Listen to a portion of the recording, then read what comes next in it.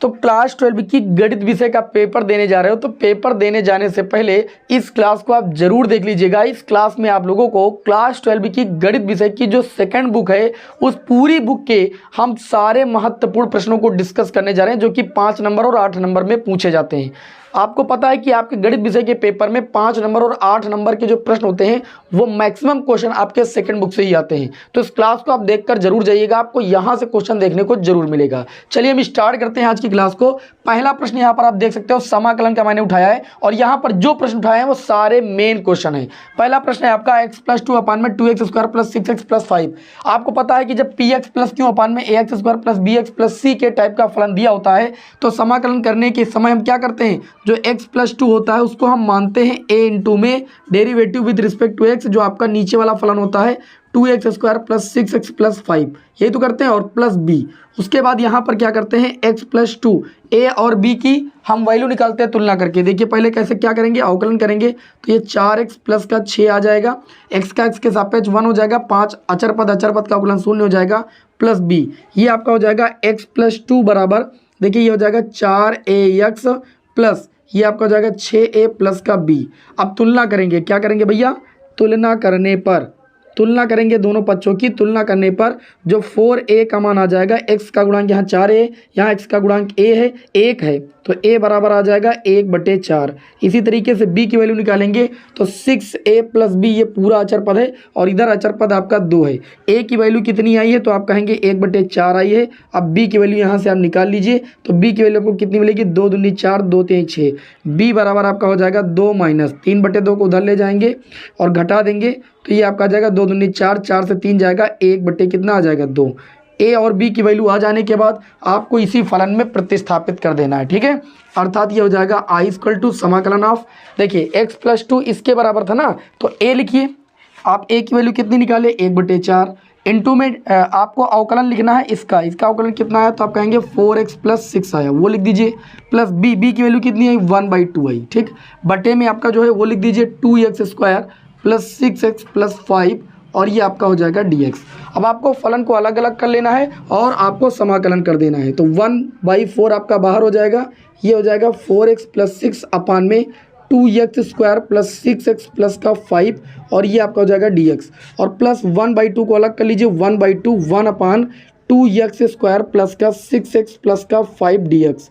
देखिए यहाँ पर आपको केवल मात्र हम रिवीजन कराने आए हैं, हर एक महत्वपूर्ण प्रश्न का रिवीजन कराएंगे क्योंकि समय बिल्कुल नहीं है। तो चलिए यहाँ पर देखते हैं, ये आपका हो जाएगा i इक्वल टू, आप सभी लोगों को पता है इसका अवकल गुणांक ही तो ऊपर लिखा हुआ है तो नीचे वाले को t मानेंगे, ऊपर वाला मिल जाएगा 4x plus 6 dx equal to dt। तो ये आपका हो जाएगा dt अपान में t, इसको हम t मानेंगे तो उसका ऊपर अवकल गुणांक हमें मिल जाएगा, ठीक है।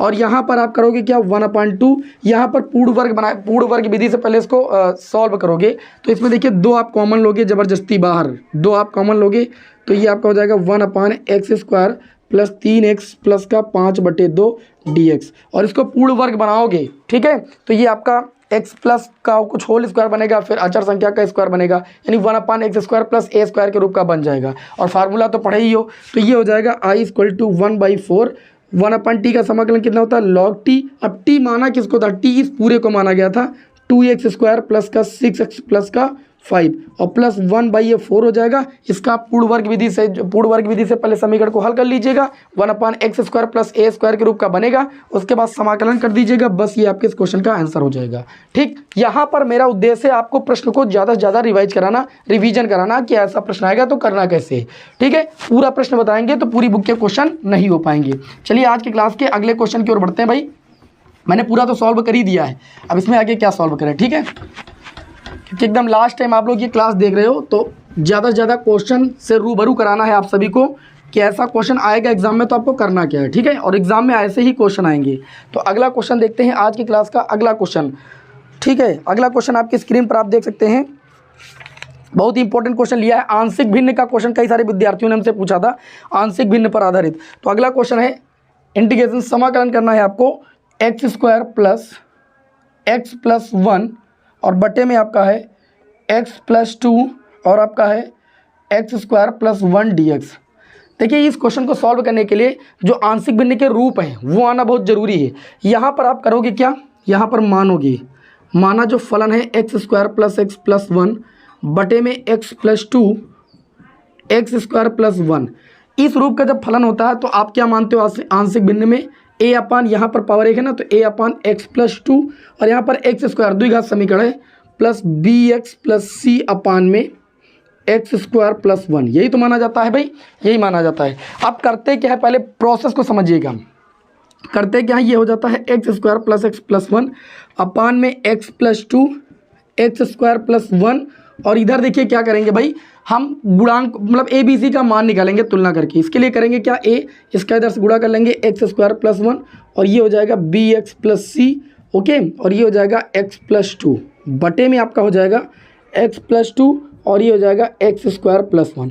हर से ये पूरा हर दोनों पक्षों में कैंसिल हो जाएगा और ये आपका हो जाएगा x square plus x plus 1 और ये आपका हो जाएगा ए एक्स स्क्वायर प्लस का ए प्लस का बी एक्स स्क्वायर प्लस का 2bx प्लस का सी एक्स प्लस का 2c।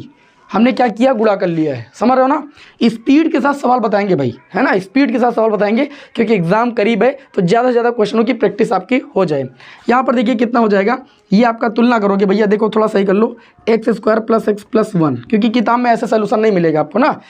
क्या करेंगे, यहाँ पर देखिए दोनों में एक्स स्क्वायर कॉमन ले लेंगे तो गुणांक बन जाएगा ए प्लस बी, और एक्स वाला कॉमन ले लेंगे तो ये आपका 2b बन जाएगा और प्लस का c बन जाएगा। अचर पद में आपका हो जाएगा a प्लस का 2c, ठीक है। अब तुलना करने पर क्या करेंगे भैया, तुलना करने पर तुलना हम करेंगे तो यहाँ एक्स स्क्वायर का गुणांक a प्लस बी है और यहाँ एक्स स्क्वायर का गुणांक 1 है, a प्लस बी बराबर 1 हो जाएगा। यहाँ x का गुणांक 2b प्लस सी है और यहाँ पर x का गुणांक 1 है, एक समीकरण ये बन जाएगी। यहाँ पर a प्लस 2c अचर पद है, यहाँ अचर पद 1 है। इन तीनों समीकरणों को हल करके a b c का मान निकालना है। हल करना तीनों समीकरणों को बहुत आसान, कोई दिक्कत नहीं। देखिए यहाँ a प्लस बी है, ठीक है, इसको सॉल्व कर लो, ये ए सी के पदों में आ जाएगा, ठीक है। या एक काम करो, इसको और इसको सॉल्व कर लो, जो भी समझ में आए, उसके बाद इसको सॉल्व कर लो। अरे सबसे बढ़िया सिंपल तरीका है, इसको सॉल्व करो, इसको सॉल्व करो, ठीक। दो समीकरण बनेंगे, उनको सॉल्व करके ए, ठीक, बी और सी की वैल्यू निकाल लो। ए बी सी की वैल्यू उठा के यहाँ ए की वैल्यू यहाँ रख देना, समाकलन कर देना, ठीक, बी की वैल्यू यहाँ रख देना, सी की वैल्यू यहाँ रख देना, समाकलन कर देना। ये tan इनवर्स x के रूप का बन जाएगा। मैं कर दूँ क्या, मैं कर दूँ नहीं, आप सभी लोग छोड़ोगे, सोचोगे हम छोड़ दिए, छोड़ते नहीं भैया। ये आपका दिया है a प्लस बी, ठीक, और यहाँ पर दिया है 2b प्लस सी, है ना, तो हम क्या करेंगे 2b प्लस सी। ध्यान दीजिएगा, समीकरण 1 को 2 से माइनस कर देते हैं, समीकरण 1 को 2 से माइनस कर देते हैं, इससे इसको घटाएंगे भाई। पहले गुणांक आप बराबर कर लो तो ज़्यादा बेटर रहेगा। समीकरण 1 में आपका 2 से गुणा कर देते हैं, 2a प्लस का 2b बराबर कितना हो जाएगा, 2 हो जाएगा। और समीकरण 2 में तो पहले से ही 2b है और प्लस का c है, वो कर लेंगे, बराबर आपका कितना 1। हम समीकरण 1 को 2 से माइनस कर रहे हैं, माइनस करने पर b कैंसिल, ये हो जाएगा 2a माइनस सी बराबर 1, ठीक। समीकरण 1 से 2 को मैंने घटा दिया। अब एक समीकरण ये बन गई, ये एक समीकरण बन गई। इसी तरीके से इससे इसको घटाएंगे और इस तरीके से घटाएंगे कि c गायब हो जाए, ठीक। तो ये देखिए समीकरण 2 हो गई 2b और प्लस c बराबर 1, और यहाँ पर देखिए इसको हम 2 से मल्टीप्लाई कर देंगे, ठीक। यहाँ पर c आपका 1 है, इसको अच्छा एक काम करो, समीकरण 2 को 2 से मल्टीप्लाई कर दो, समीकरण 2 को 2 से मल्टीप्लाई कर दो, तो ये हो जाएगा 4b प्लस 2c बराबर 2 1 कम 2। इसमें आप देखिए आपका कितना हो जाएगा, a प्लस का 2c बराबर 1। घटा दो, घटाने पर क्या हो जाएगा, 2c से 2c cancel, 4b minus a बराबर 1। एक समीकरण आपकी ये बन जाएगी, समीकरण 2।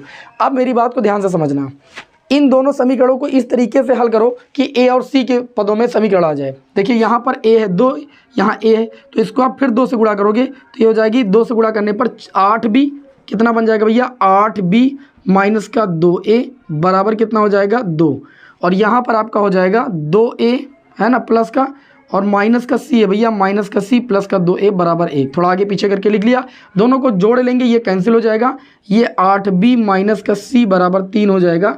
अब देखो b और c के पदों में ये समीकरण बन गई, b c के पदों में ये समीकरण थी। अब इस समीकरण को लेना है और इस समीकरण को लेना है, और b और c को जब सॉल्व करोगे तो बी सी की वैल्यू आराम से आ जाएगी, बी सी की वैल्यू उठा के कहीं पर रख देना, ए की वैल्यू आ जाएगी। बताओ अब तो आसान हो गया कि अभी भी नहीं आसान हुआ भैया, अभी भी नहीं आसान हुआ क्या, आसान तो हो गया भाई। सोचना पड़ेगा भैया ऐसे क्वेश्चनों में थोड़ा सा, है ना, ऐसे क्वेश्चनों में सोचना पड़ेगा। देखो यहाँ पर कितना है, 2b प्लस सी बराबर 1, और हमारी जो समीकरण है वो 8b माइनस सी आई, 8b माइनस सी बराबर कितना है 3। दोनों को जोड़ लो, प्लस सी माइनस सी 0, ये हो जाएगा 10b बराबर 3 है 4, तो b बराबर आ जाएगा 4/10, मतलब हम कह सकते हैं 2/5। ये b का मान आ गया। अब b का मान इसी समीकरण में रख दो या इसी समीकरण में रख दो तो c का मान आ जाएगा। ठीक, तो c का मान कितना आ जाएगा, देखिए c का मान निकालना तो हो जाएगा 8b माइनस का 3। c का मान निकालेंगे, c उधर भेज देंगे, 3 इधर ले आएंगे, तो c बराबर 8 गुणे b का मान कितना आया, तो आप कहेंगे 2/5 माइनस 3। c का मान आ जाएगा, कितना आ जाएगा, 8 दूनी 16 माइनस 5 3 15 बटे में 5, 1/5 आ जाएगा। कितना आ जाएगा, 1/5। अब c का मान आ गया, c का मान किसी भी समीकरण में रख दो, a का मान आ जाएगा। आई बात समझ में कि नहीं समझ में, बस a b c का मान यहाँ पर रख देना। ठीक है, चलिए a का मान निकाल लेते हैं। अब समीकरण देखते हैं, तो समीकरण हमारी थी, किसी में रख दीजिए 2a या इस समीकरण में रख दीजिए c + 2b बराबर c + 2b। ये इसमें तो c और b दोनों पता है। ऐसी समीकरण में रखिए जिसमें a आ जाए, इस समीकरण में रख दीजिए 4b माइनस a बराबर 1। ठीक, b का मान कितना आया, 4 × b का मान आया 2/5 माइनस a बराबर 1। 4 दूनी 8/5, 1 को इधर ले आओ -5, a उधर लेकर चले जाओ +a।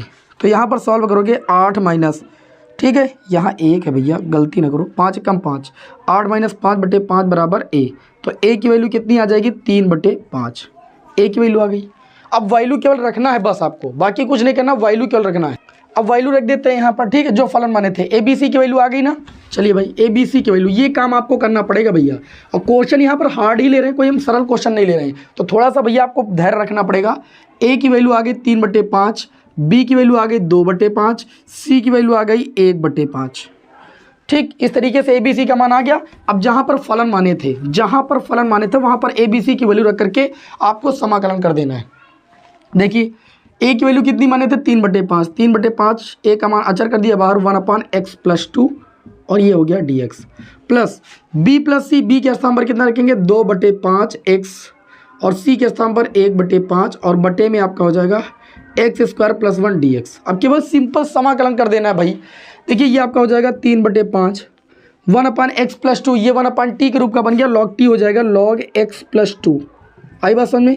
यहाँ पर आप 2/5 को बाहर कर लेंगे और x में x² + 1 dx कर लेंगे, और 1/5 1/x² + 1 dx अलग कर लेंगे। इसका समाकलन तो आसानी के साथ हो गया, 3/5 log x + 2 + 2/5। यहाँ पर ध्यान दीजिए, नीचे वाले को जब x² + 1 को आप t मानोगे, ठीक है, तो 2x dx बराबर dt, यानी x dx बराबर dt/2, तो 1/2 हो जाएगा, और x dx के स्थान पर dt हो जाएगा, अपान में t हो जाएगा, प्लस 1/5। ये tan इनवर्स x का फार्मूला है, इसमें कुछ सोचना नहीं, प्लस c लिख दो। ये आपका आंसर आ गया 3/5 log x + 2, और प्लस ये आपका 2 से 2 कैंसिल, 1/5 1/t का समाकलन log t किसको माना था, x² + 1 को, और प्लस 1/5, और ये आपका हो जाएगा tan इनवर्स x + c। भैया, क्वेश्चन में मानता हूँ कि आंशिक भिन्न वाला थोड़ा सा हार्ड होता है, ठीक, लेकिन आप सॉल्व करेंगे तो बहुत आसान होता है। देखिए, मैंने जैसे सॉल्व किया, ऐसा लग रहा था कि ए बी सी का मान नहीं आएगा, लेकिन आपको समीकरणों में ही सॉल्व करके ए बी सी का मान निकालना है। ठीक है, 3 समीकरण होंगे, 3 अचर पद होंगे, तो जाहिर सी बात थोड़ा सा वक्त लगेगा। 8 नंबर में ये प्रश्न आता है भैया। आगे बढ़ते हैं, आज की क्लास का अगला क्वेश्चन भैया हमने लिया है, अगला क्वेश्चन, हाँ, अगला जो क्वेश्चन हमने लिया है बहुत ही इंपॉर्टेंट लिया है, इसको जरा देखिएगा। बहुत सारे विद्यार्थी गलती करते हैं, 5 नंबर में ये प्रश्न आता है, समाकलन का ही प्रश्न है। जो भी प्रश्न यहाँ पर ले रहे हैं बहुत ही जबरदस्त प्रश्न ले रहे हैं, इसलिए सभी विद्यार्थी देखते जाएं प्रश्न को एक एक करके। अगला जो प्रश्न लिया है आप ध्यान से देखिएगा, समाकलन ऑफ e⁻x, और क्या लिया गया है, tan इनवर्स x, उसके बाद क्या लगा है, प्लस 1/1 + x² और dx।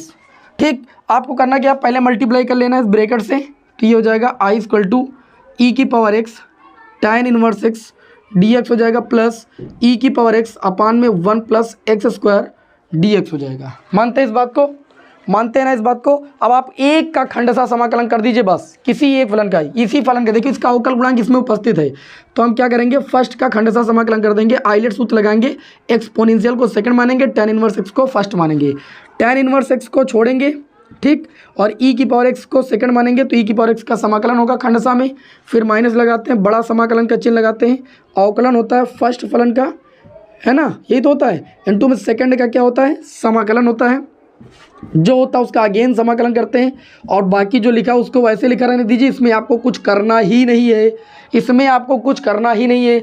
ये आपका हो जाएगा I equal to tan inverse x into में ई की पावर एक्स का समाकलन ई की power x minus tan inverse x का अवकलन 1/1 प्लस एक्स स्क्वायर ई की पावर एक्स का समाकलन ई की पावर एक्स, और ये आपका हो जाएगा dx प्लस ई की पावर एक्स अपान में 1 प्लस एक्स स्क्वायर dx।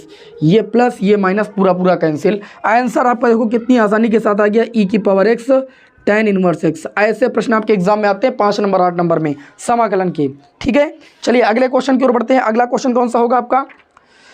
अगला क्वेश्चन सभी लोग देखेंगे भैया, हमने पेजिंग कर लिया है। अगला क्वेश्चन देखिए, एक फार्मूला, मैंने एक फार्मूले का प्रूफ लिया है, under root x square minus a square. Exam में कई बार आता है, इसको आप कर देते हैं। अगले क्वेश्चन की ओर बढ़ते हैं। समय बिल्कुल भी आपका लॉस होगा नहीं। सभी विद्यार्थी वीडियो को एक बार लाइक जरूर कर दें, शेयर जरूर कर दें। बहुत ही इंपॉर्टेंट प्रश्नों को यहाँ पर बताया जा रहा है। अगला प्रश्न देखिए, समाकलन करना है आपको, समाकलन of under root x square minus a square का। ये एक सूत्र का निगमन है, बहुत ही इंपॉर्टेंट है। हमने देखा प्रीवियस ईयर के पेपर में कई बार पूछा गया है। इस सूत्र का निगमन करने के लिए इसको एक से मल्टीप्लाई करना है। आई इक्वल टू ये आपका हो जाएगा। अब इसको आप जब एक से गुणा करोगे तो इसको सेकंड मानोगे, क्योंकि एक को फर्स्ट मानने पर अवकलन उसका शून्य हो जाएगा ना, तो गड़बड़ हो जाएगा। एक से गुणा करके लॉग एक्स का जैसे समाकलन करना होता है तो एक से गुणा करते हैं। tan इनवर्स एक्स का गुणा करना होता है, साइन इनवर्स एक्स का मतलब जो है समाकलन करना होता है, तो हम एक से गुणा करके ही खंडसा समाकलन करते हैं। उसी तरीके से इसका भी करेंगे तो इसको फर्स्ट मानेंगे, तो फर्स्ट वाला छूटेगा x square minus a square Khandsa समाकलन में। फिर सेकंड वाले का क्या हो जाएगा, समाकलन हो जाएगा। बड़े समाकलन के चिन्ह के अंदर अवकलन करते हैं फर्स्ट फलन का, तो फर्स्ट फलन है कितना, under root x square minus a square into में समाकलन ऑफ सेकंड फलन का जो आता है उसका अगेन समाकलन होता है। यही खंडसा समाकलन का क्या होता है, सूत्र होता है। तो ये हो जाएगा I equal to under root x square minus a square. देखिए 1 dx का समाकलन कितना हो जाएगा, x माइनस ये रूट एक्स के टाइप का लिखा हुआ है। रूट एक्स का अवकलन कितना होता है, 1/2 रूट एक्स होता है। ठीक, फिर x के स्थान पर है कितना, x square minus a square. X square का अवकलन कितना हो जाएगा, तो आप कहेंगे 2x हो जाएगा। ए स्क्वायर का अवकलन कितना हो जाएगा, तो आप कहेंगे 0 हो जाएगा, तो ये 2x हो जाएगा। और 1 का समाकलन कितना हो जाएगा, x हो जाएगा, और ये dx हो जाएगा। ठीक है, तो इस तरीके से आई इक्वल टू हो जाएगा x under root x square minus a square minus, यहाँ पर देखिएगा 2 से 2 कैंसिल, ये हो जाएगा एक्स स्क्वायर अपान में x square minus a square dx। अब इस फलन का समाकलन आपने प्रारंभिक समाकलन में सीखा है, तो आई इक्वल टू हो जाएगा x under root x square minus a square. देखिए यहाँ पर क्या करोगे आप, minus a square plus a square कर दोगे, तो ये हो जाएगा x square minus a square बटे में under root x square minus a square. फिर प्लस लगा है, बाहर माइनस लगा तो प्लस माइनस माइनस हो जाएगा। यहाँ पहले dx लिख लीजिए। ठीक, प्लस जब आप प्लस करके अलग करोगे ए स्क्वायर अपान में under root x square minus a square, तो ये भैया माइनस जब आएगा अंदर तो इस प्लस को माइनस बना देगा। ठीक है, dx अलग अलग समाकलन में फलन को जितना अलग अलग कर लोगे समाकलन करना उतना ही आसान हो जाएगा। ये हो जाएगा I equal to x root x square minus a square. यहाँ पर ध्यान से देखिए, इसकी पावर एक, इसकी अंडर रूट का मतलब पावर आधी है, इसका मतलब ये हो जाएगा under root x square minus a square, और यहाँ पर ए स्क्वायर बाहर हो जाएगा, समाकलन of 1 upon under root x square minus a square dx। इसका आप सूत्र पढ़े हो, log x plus under root x square minus a square. ये आई के बराबर हो जाएगा, आई उधर जाएगा। देखिए इसके स्थान पर आई लिख सकते हो, आई आपने माना था, और ये माइनस का इधर जाएगा तो ये 2i बन जाएगा। 2i बराबर कितना हो जाएगा, 2i बराबर हो जाएगा x under root x square minus a square minus का ए स्क्वायर। ठीक है, और इसका समाकलन कितना होता है, log x plus under root x square minus a square. आई बात समझ में, दिखाई नहीं पड़ा है, चलो दिखाई पड़ेगा। ठीक है, हमारे होते हुए कैसे नहीं दिखाई पड़ेगा। आई का मान निकालना है, 2 को बट्टे में भेज दीजिए, x/2। ठीक है, under root x square minus a square minus a square by 2 log bracket में x plus under root x square minus a square, और ये प्लस सी आपके इस क्वेश्चन का राइट आंसर हो जाएगा। ठीक, ये समाकलन ऐसे हैं जो एग्जाम में 5 से 8 नंबर में ही आते हैं। हर एक टाइप का समाकलन को मैं रिवीजन करा रहा हूँ यहाँ पर। ठीक है, चलिए अब निश्चित समाकलन की ओर बढ़ते हैं। अब निश्चित समाकलन की ओर बढ़ते हैं अगले क्वेश्चन की ओर। अगला जो क्वेश्चन हमने लिया है वो किस पेज पर लिया है, हमने बहुत ही चुन के मैं न्यूमेरिकल बता रहा हूँ भैया, आप हल्के में बिल्कुल नहीं लीजिएगा। अगला जो प्रश्न लिया है निश्चित समाकलन के, मैंने 3 प्रश्न उठाए हैं, केवल 3 प्रश्न उठाए हैं। मैंने बहुत तो बताए हैं आप लोगों को, लेकिन इस क्लास में केवल निश्चित समाकलन के 3 प्रश्न उठाए हैं। निश्चित समाकलन के केवल 3 प्रश्न उठाए हैं, बहुत ध्यान से देखिएगा। अगला जो प्रश्न है वो निश्चित समाकलन से लिया गया है और इम्पोर्टेंट प्रश्न है, इनका रिवीजन कर लीजिए। ठीक है, एग्जाम में यही क्वेश्चन पुटअप होते हैं। लिखा है कि समाकलन कीजिए, क्या करना है, समाकलन करना है किसका, लिमिट 0 से पाई बाई 2, लिमिट 0 से पाई बाई 2 साइन की पावर 4x अपान में साइन की पावर 4x प्लस कॉस की पावर 4x dx, इसका आपको मान ज्ञात करना है। ठीक है, ये दिखने में थोड़ा सा कठिन लग रहा है लेकिन है बहुत आसान। आपको वही चीज़ मैंने जो प्रगुण बताया था, क्या प्रगुण बताया था, limit 0 to a f x dx किसके बराबर होता है, limit 0 to a f a minus x होता है कि नहीं होता है, बताओ, होता है ना, मानते हैं इस बात को। तो ये आपका हो जाएगा, प्रगुण लगा देंगे यहाँ पर, इसको समीकरण 1 मान लेंगे और ये हो जाएगा लिमिट 0 टू पाई बाई 2 और ये हो जाएगा sine pi by 2 minus x. ठीक है, घात 4 है तो पूरी घात 4 लगा सकते हो, अगर साइन की पावर 4 है तो उसको होल घात बनाया जा सकता है। इसी तरीके से ये भी हो जाएगा sine upper limit minus x और पावर आपकी हो जाएगी 4 प्लस कॉस एक्स के स्थान पर अपर लिमिट माइनस एक्स, पावर आपकी हो जाएगी 4 और ये आपका हो जाएगा dx। इस तरीके से आई बराबर आपका हो जाएगा लिमिट 0 से pi by 2 sine 90 minus theta cos theta होता है तो ये हो जाएगा कॉस की पावर 4 और थीटा के स्थान पर x। इसी तरीके नीचे भी जो है कॉस की पावर 4x प्लस साइन की पावर 4x। मानते हैं इस बात को, मानते हैं भाई। अब इसको आप समीकरण 2 मान लीजिए और समीकरण 1 प्लस 2 कर दीजिए, समीकरण 1 प्लस 2 कर दीजिए, समीकरण 1 प्लस 2 से आई जोड़ेंगे कितना हो जाएगा, तो आप कहेंगे 2i हो जाएगा, कितना हो जाएगा 2i। दोनों का हर सेम है, केवल आगे पीछे है, तो एक हर ले लीजिए साइन की पावर 4x प्लस कॉस की पावर 4x, ऊपर जब जुड़ेगा तो वो भी आपका साइन की पावर 4x प्लस कॉस की पावर 4x dx ही बचेगा, लिमिट 0 से पाई बाई 2 है। ओके, अब ये दोनों हो जाएंगे कैंसिल अंशहर, तो 2i बराबर dx का समाकलन कितना होता है, तो आप कहेंगे dx का समाकलन होता है x।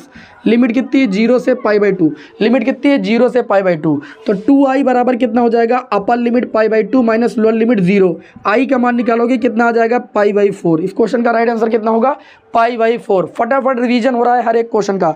बढ़ते हैं अगले क्वेश्चन की ओर। अगला जो क्वेश्चन है इसमें देखिए लिमिट चेंज करके आपसे प्रश्न पूछा गया है, लिमिट चेंज करके प्रश्न पूछा गया है। ठीक है, लिमिट चेंज करके प्रश्न अगला पूछा गया है।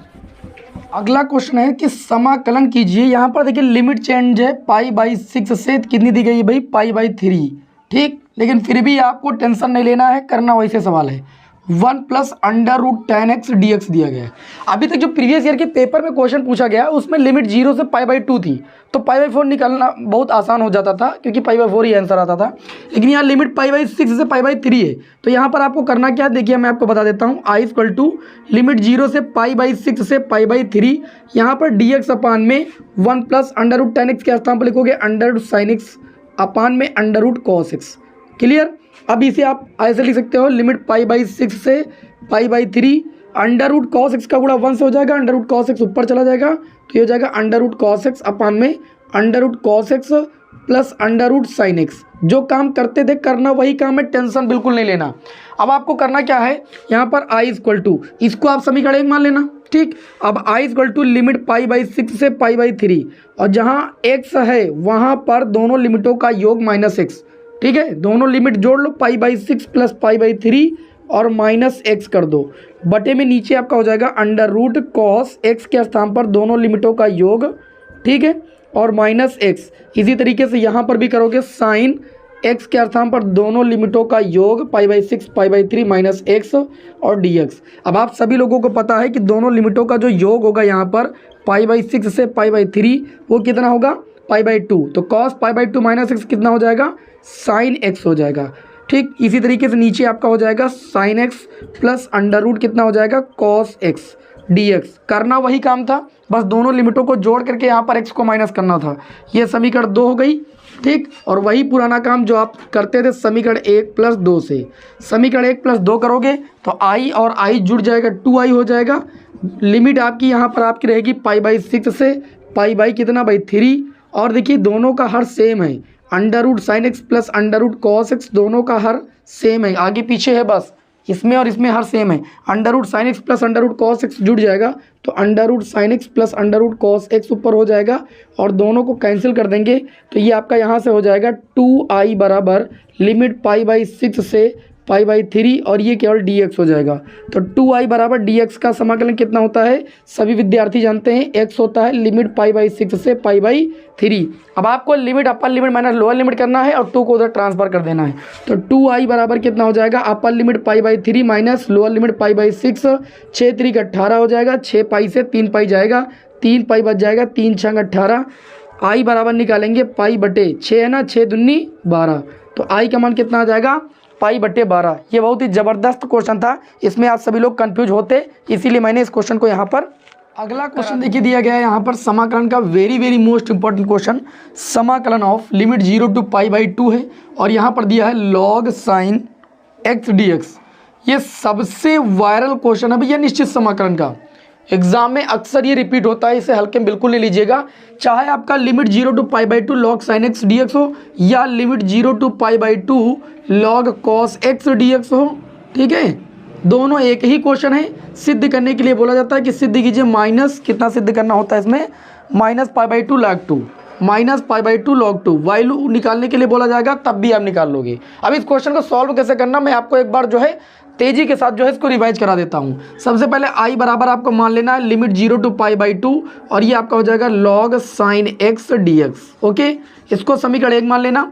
उसके बाद प्रगुण आप जानते हो, प्रगुण यहाँ लिखेंगे नहीं। प्रगुण क्या होता है, लिमिट 0 टू पाई बाई 2 जहाँ पर x होता है वहाँ पर अपर लिमिट माइनस एक्स कर देते हैं। क्या कर देते हैं, अपर लिमिट माइनस एक्स। तो ये आई इक्वल टू हो जाएगा limit 0 to pi by 2 log sine 90 minus theta, cos theta होता है ना, थीटा के स्थान पर x cos d x d x हो जाएगा। इसको समीकरण 2 मानेंगे और वही पुराना काम समीकरण 1 प्लस 2 जो निश्चित समाकलन में करते आ रहे हैं। आई और आई जुड़ के आपका हो जाएगा 2i, दोनों की लिमिट सेम है, एक लिमिट ले लेंगे 0 से पाई बाई 2। अब यहाँ पर ध्यान दीजिएगा, जब इन दोनों को जोड़ेंगे तो log m plus log n, logarithmic की प्रॉपर्टी से क्या होता है लॉग mn, तो ये हो जाएगा लॉग साइन एक्स इंटू में कॉस एक्स। ओके, अब इसको 2 से गुणा कर देंगे और 2 से भाग कर देंगे और dx हो तो गया था log sine x into cos x, लेकिन 2 से गुणा भाग इसलिए किया कि साइन 2x का फार्मूला बन जाए। अब देखिए ये क्या बनेगा भाई, स्टेप बाय स्टेप देखते रहिएगा। ये आपका हो जाएगा 2i equal to limit 0 to pi by 2 और ये बन जाएगा लॉग साइन 2x और अपान में कितना हो जाएगा 2, आई बात समझ में, और dx। अब आप सभी लोगों ने लॉगरिथमिक की प्रॉपर्टी पढ़ी, log m upon n, log m minus log n, तो ये आपका हो जाएगा 2i equal to limit 0 to pi by 2, ये आपका हो जाएगा लॉग साइन 2x dx अलग हो जाएगा, माइनस लिमिट 0 से पाई बाई 2 और ये आपका हो जाएगा लॉग 2 dx अलग हो जाएगा। आई बात समझ में, log m minus log n। अब यहाँ पर क्या करेंगे, यहाँ पर मान लेंगे, माना 2x बराबर t, तो यहाँ से निकल के आएगा dx बराबर dt बाई 2 निकल के आएगा। तो ये 2i बराबर, अब थोड़ा ध्यान दीजिएगा, जब आप dx के स्थान पर dt बाई 2 रखोगे 1 बाई 2 बाहर हो जाएगा, ये हो जाएगा लॉग साइन t और ये हो जाएगा dt। अब आपने t के पदों में चेंज किया तो लिमिट भी तो चेंज करना पड़ेगा। तो लिमिट यहाँ पर जैसे x के स्थान पर 0 रखोगे तो t की वैल्यू 0 ही आएगी। लिमिट x के स्थान पर जैसे पाई बाई 2 पुट करोगे 2 से 2 कैंसिल, लिमिट पाई हो जाएगी। तो जब 2x बराबर t मानोगे तो लिमिट आपकी 0 से पाई हो जाएगी। लिमिट भी चेंज कर लेना उसी वक्त ज़्यादा बेटर रहेगा। ओके, अब यहाँ पर देखिए कितना हो जाएगा आपका माइनस, इसमें से log 2 आपका बाहर हो जाएगा और dx का समाकलन आपका x हो जाएगा लिमिट 0 टू पाई बाई 2। बहुत सिंपल क्वेश्चन है, ध्यान से समझेंगे तो। अब यहाँ पर देखिए एक रूल होता है कि अगर फलन में अपर लिमिट माइनस x कर दें, अर्थात ये रूल होता है कि एफ ए माइनस एक्स अगर एफ एक्स हो, ठीक है, तो हम क्या करते हैं, यहाँ लिमिट में आधा कर दें, यहाँ पर 2 से गुणा कर सकते हैं, ये प्रगुण कहता है।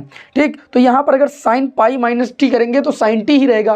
पाई माइनस टी करने का मतलब क्या है, 180 माइनस थीटा, और साइन 180 माइनस थीटा दूसरे में साइन का साइन ही रहेगा और पॉजिटिव रहेगा, तो sine 180 minus T sine T ही रहेगा। मतलब ये आपका ये कंडीशन फॉलो हो रही, और जब ये कंडीशन फॉलो हो रही है तो हम यहाँ पर एक प्रगुण लगा सकते हैं। प्रगुण क्या लगा सकते हैं, इसमें हम 2 से गुणा करेंगे आगे, तो जो लिमिट होगी, लिमिट क्या हो जाएगी, आधी हो जाएगी। ठीक, जितनी थी उसकी आधी हो जाएगी, और ये आपका हो जाएगा लॉग साइन टी और ये आपका हो जाएगा डी टी माइनस लॉग 2, और यहाँ पर एक्स के स्थान पर अपर लिमिट माइनस लोअर लिमिट रख देंगे। आई बात को समझ में, तो यहाँ 2 से 2 कैंसिल, ये 2i बराबर। अब हम जानते हैं, देखिएगा आप थोड़ा सा समझिएगा, आप जानते हो कि लिमिट 0 टू पाई बाई 2, ये भी तो आप लोगों ने पढ़ा है, चूँकि limit 0 to a f t d t जो होता है वो limit 0 to a f x d x के बराबर होता है कि नहीं, आप बताओ, होता है कि नहीं, आप कहोगे होता है। तो यहाँ से देखिए आपका क्या हो जाएगा, इसको इधर ही लिखते हैं, ये आपका क्या हो जाएगा, ये 2i बराबर लिमिट 0 टू π/2 है ना, क्योंकि इसी रूप का लिखा हुआ है। log sin t के स्थान पर कितना लिख सकते हैं, log sin x dx लिख सकते हैं कि नहीं लिख सकते हैं। हमने कहा ना ft dt जो होता है fx dx के बराबर होता है। उसके बाद आपका है माइनस का log 2 और गुणे में π/2 हो जाएगा, क्योंकि π/2 माइनस 0 π/2 हो जाएगा।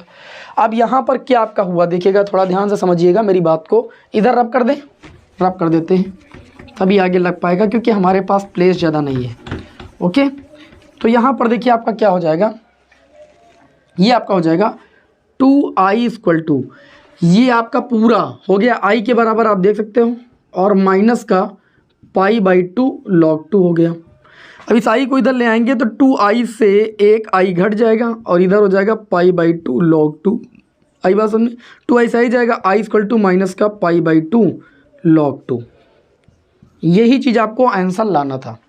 देखिए कितना इंपॉर्टेंट क्वेश्चन है ये, बोर्ड एग्जाम की दृष्टि से भैया बहुत ज़्यादा इंपॉर्टेंट है। चलिए आज की क्लास के अगले क्वेश्चन की ओर बढ़ते हैं। निश्चित समाकलन का एक क्वेश्चन ने और ले लिया है जो कि वेरी वेरी मोस्ट इंपॉर्टेंट है। मैंने सोचा बोर्ड एग्जाम के पहले पहले आप सभी लोगों को हम निश्चित समाकलन के भी 2-4 क्वेश्चनों का जो है पुनः जो है रिविजन करा देते हैं एग्जाम में, क्योंकि हमको उम्मीद रहती है कि ऐसे ही क्वेश्चन आएंगे एग्जाम में। आप देख लेना, जो भी क्वेश्चन आएंगे एग्जाम में आप कर लोगे अगर आप क्लासें निरंतर कर रहे थे।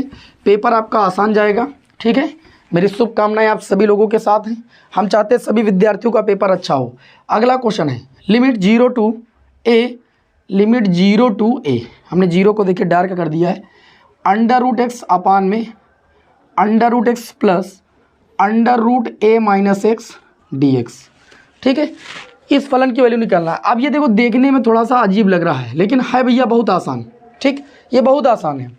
लिमिट 0 टू a, हम क्या करेंगे इसको i बराबर मान लेंगे और प्रगुण जानते हैं। प्रगुण क्या होता है, limit 0 to a fx dx बराबर होता है limit 0 to a fa-x dx, यही तो होता है।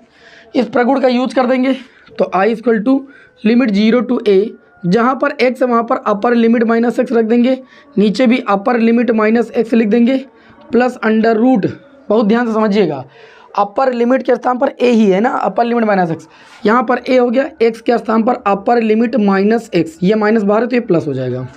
ये i = हो गया, ये i = हो जाएगा लिमिट 0 टू a √a-x अपान में √a-x और प्लस कितना हो जाएगा √x, और ये हो जाएगा आपका dx, ठीक है। अब हम करेंगे क्या, इसको समीकरण 2 मानेंगे, इसको समीकरण 1 मानेंगे और वही पुराना काम करेंगे समीकरण 1 + 2 से। समीकरण 1 + 2 i कितना हो जाएगा, तो आप कहेंगे 2i, दोनों का हर सेम है, √a-x प्लस √x, आप देख सकते हो इसका हर सेम है, आगे पीछे है बस केवल। उसके बाद ऊपर वाला जुड़ जाएगा, तो ऊपर है आपका √a-x प्लस √x, ये जुड़ जाएगा और सेम होने की वजह से कट जाएगा। तो यहाँ पर आपका हो जाएगा 2i = लिमिट 0 टू a, और यहाँ पर केवल dx बचेगा क्योंकि पूरा तो कैंसिल हो गया। तो इस तरीके से 2i बराबर dx का समाकलन x हो जाएगा लिमिट 0 टू a, ठीक है। तो 2i बराबर अपर limit minus lower limit, i बराबर कितना हो जाएगा a/2। यहाँ पर जो आपके इस क्वेश्चन का आंसर आएगा वो a/2 आएगा। इंपॉर्टेंट क्वेश्चन था इसलिए मैंने इस क्वेश्चन को यहाँ पर सिलेक्ट कर लिया।